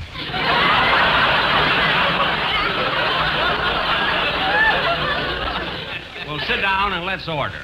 Hey, pardon me, folks, pardon me. Have you seen my wife? No, we haven't seen her. Oh, well, thank you. And a happy New Year. The same to you. Now, let's see. Well, something's going to happen here. Happy New Year, ladies and gentlemen. This is Jesse Block, your master of ceremonies for the evening. Now, in just a minute, we're going to have some dancing. But while the orchestra's setting up, I've got a little joke for you. Listen to this, Helene. He's going to tell a joke. Funny thing happened here in the club last night. You know, this is a pretty ritzy place. And last night I saw a waiter carrying something on a flaming sword. So I asked him what it was, and he said, a customer. He only left a dime tip. Say, that was a pretty good joke, wasn't it, Mary? What joke? I was here when the fire department came in and squirted water on you.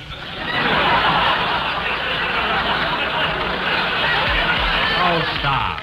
Are you having a good time, Helene? Oh oui, c'est la première fois que je vois un cabaret américain. C'est si différent des cabarets parisiens. Mais il me plaît beaucoup et je vous remercie 1000 fois. Oh, really? What'd she say, Jack? I don't know. Something about how badly she feels that Joe DiMaggio is retiring. What? I don't know. Well, I guess we're going to have dancing before the show starts. Hey, Mary, you want to dance with me? Oh, sure, Dennis. Gee, you're a swell dancer, Mary. Well, thanks, Dennis, but don't hold me so tight. Okay. Say, Libby, have you ever thought about getting married? What? My mother will up my allowance. Dennis, stop being silly. If you turn me down, I'll kill myself. Well, give me a little time to think it over. Okay, but not too long. There are a lot of dames nuts about me. I know. Oh, yeah, name one. Dennis, look, just be quiet and dance. Helene, you know, I'm so glad you're with me tonight. I am glad too, chérie. You know, this is the first time I... Oh, Helene, there's the fella coming over the table who seems to know you. Where? Oh oui. Ah, bonjour, mon cher ami. Hélène, oh, vous ici. Je ne vous avais pas vu depuis que nous étions ensemble sur la Côte d'Azur. Comment allez-vous, ma chère? Merveilleusement. C'est si bon de vous revoir. Il faut prendre un rendez-vous. Je serai ici seulement pour quelques jours, vous savez. Alors téléphonez-moi. Je vous donnerai mon numéro plus tard. Oui, et nous nous verrons. Entendu. Au revoir, ma chère. Au revoir. Helene, who was that? Maxie Rosenblum.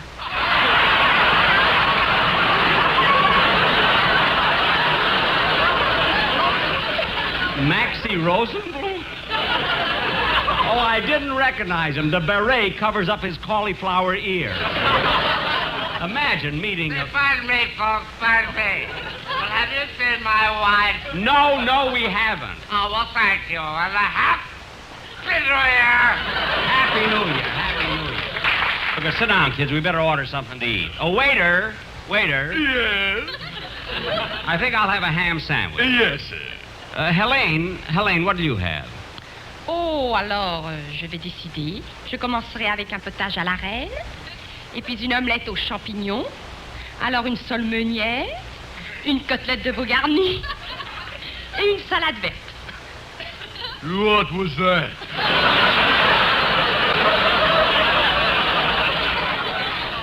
She said she wants mustard on her sandwich. Oh, waiter, change my order. I think I'll have crab Louis. Dennis, tell him what you want. I'll have spaghetti, Louis.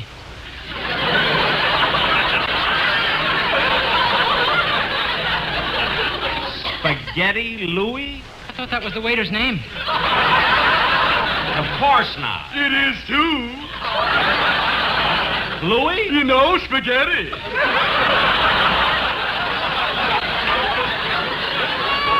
Spaghetti? I'm just stringing you along.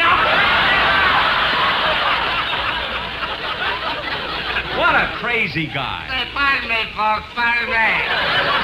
Have you seen my wife? No, we haven't seen your wife. Well, if you ever do, you'll know why I'm drunk. What? Say, Mary, before we eat, suppose you and I have the next...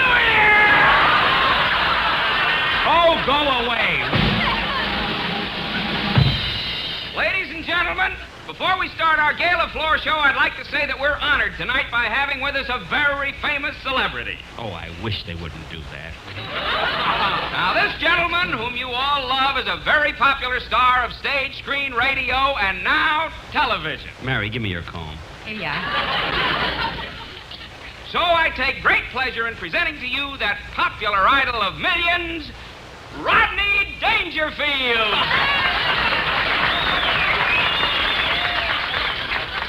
Here's your comb, Mary.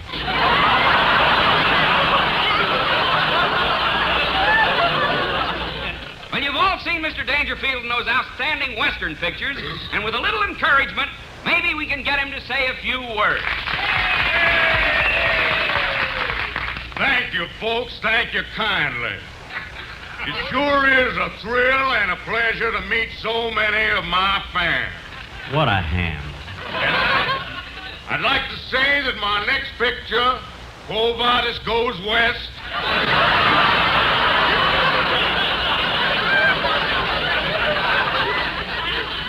is going to be even better than my last picture, The Cactus Blooms at Midnight. You stole that from me. And now, friends, I'd like to introduce my co-star who's right here at the table with me. Take a bow, Desert Paint. How do you like that? He even brought his horse. Helene, give me your handkerchief. Thanks. Anyway, you folks didn't come to hear me talk all night, so I just want to... Pardon me, Mr. Dangerfield, but would you please put your autograph on this menu? Why, certainly, miss. Thank you.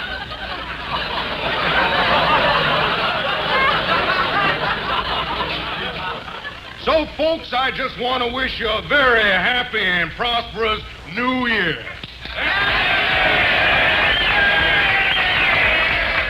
Imagine introducing a ham like Rodney Dangerfield. Come on, kids, let's get out of here. But, Jack, we ordered food. I don't care what we order. Let him give it to the horse. I'm going home. Come on, Helene. I wouldn't stay here. Ladies and gentlemen, we have another celebrity with us tonight. None other than that very famous star, Jack Benny. Well. Are you going to stay now, Jack? Certainly. What are you mad about? Sit down, Helene. Ladies and gentlemen, Master of Ceremonies, my worthy colleague, Mr. Dangerfield, and... Why don't you turn your head?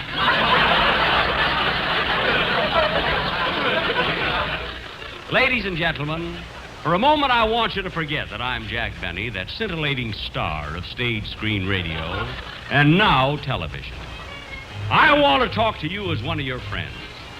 I want to take this opportunity to wish all of you and yours, and everybody all over the world, good health and happiness throughout the year. And now I'd like to tell you just a few things about my next show. My next show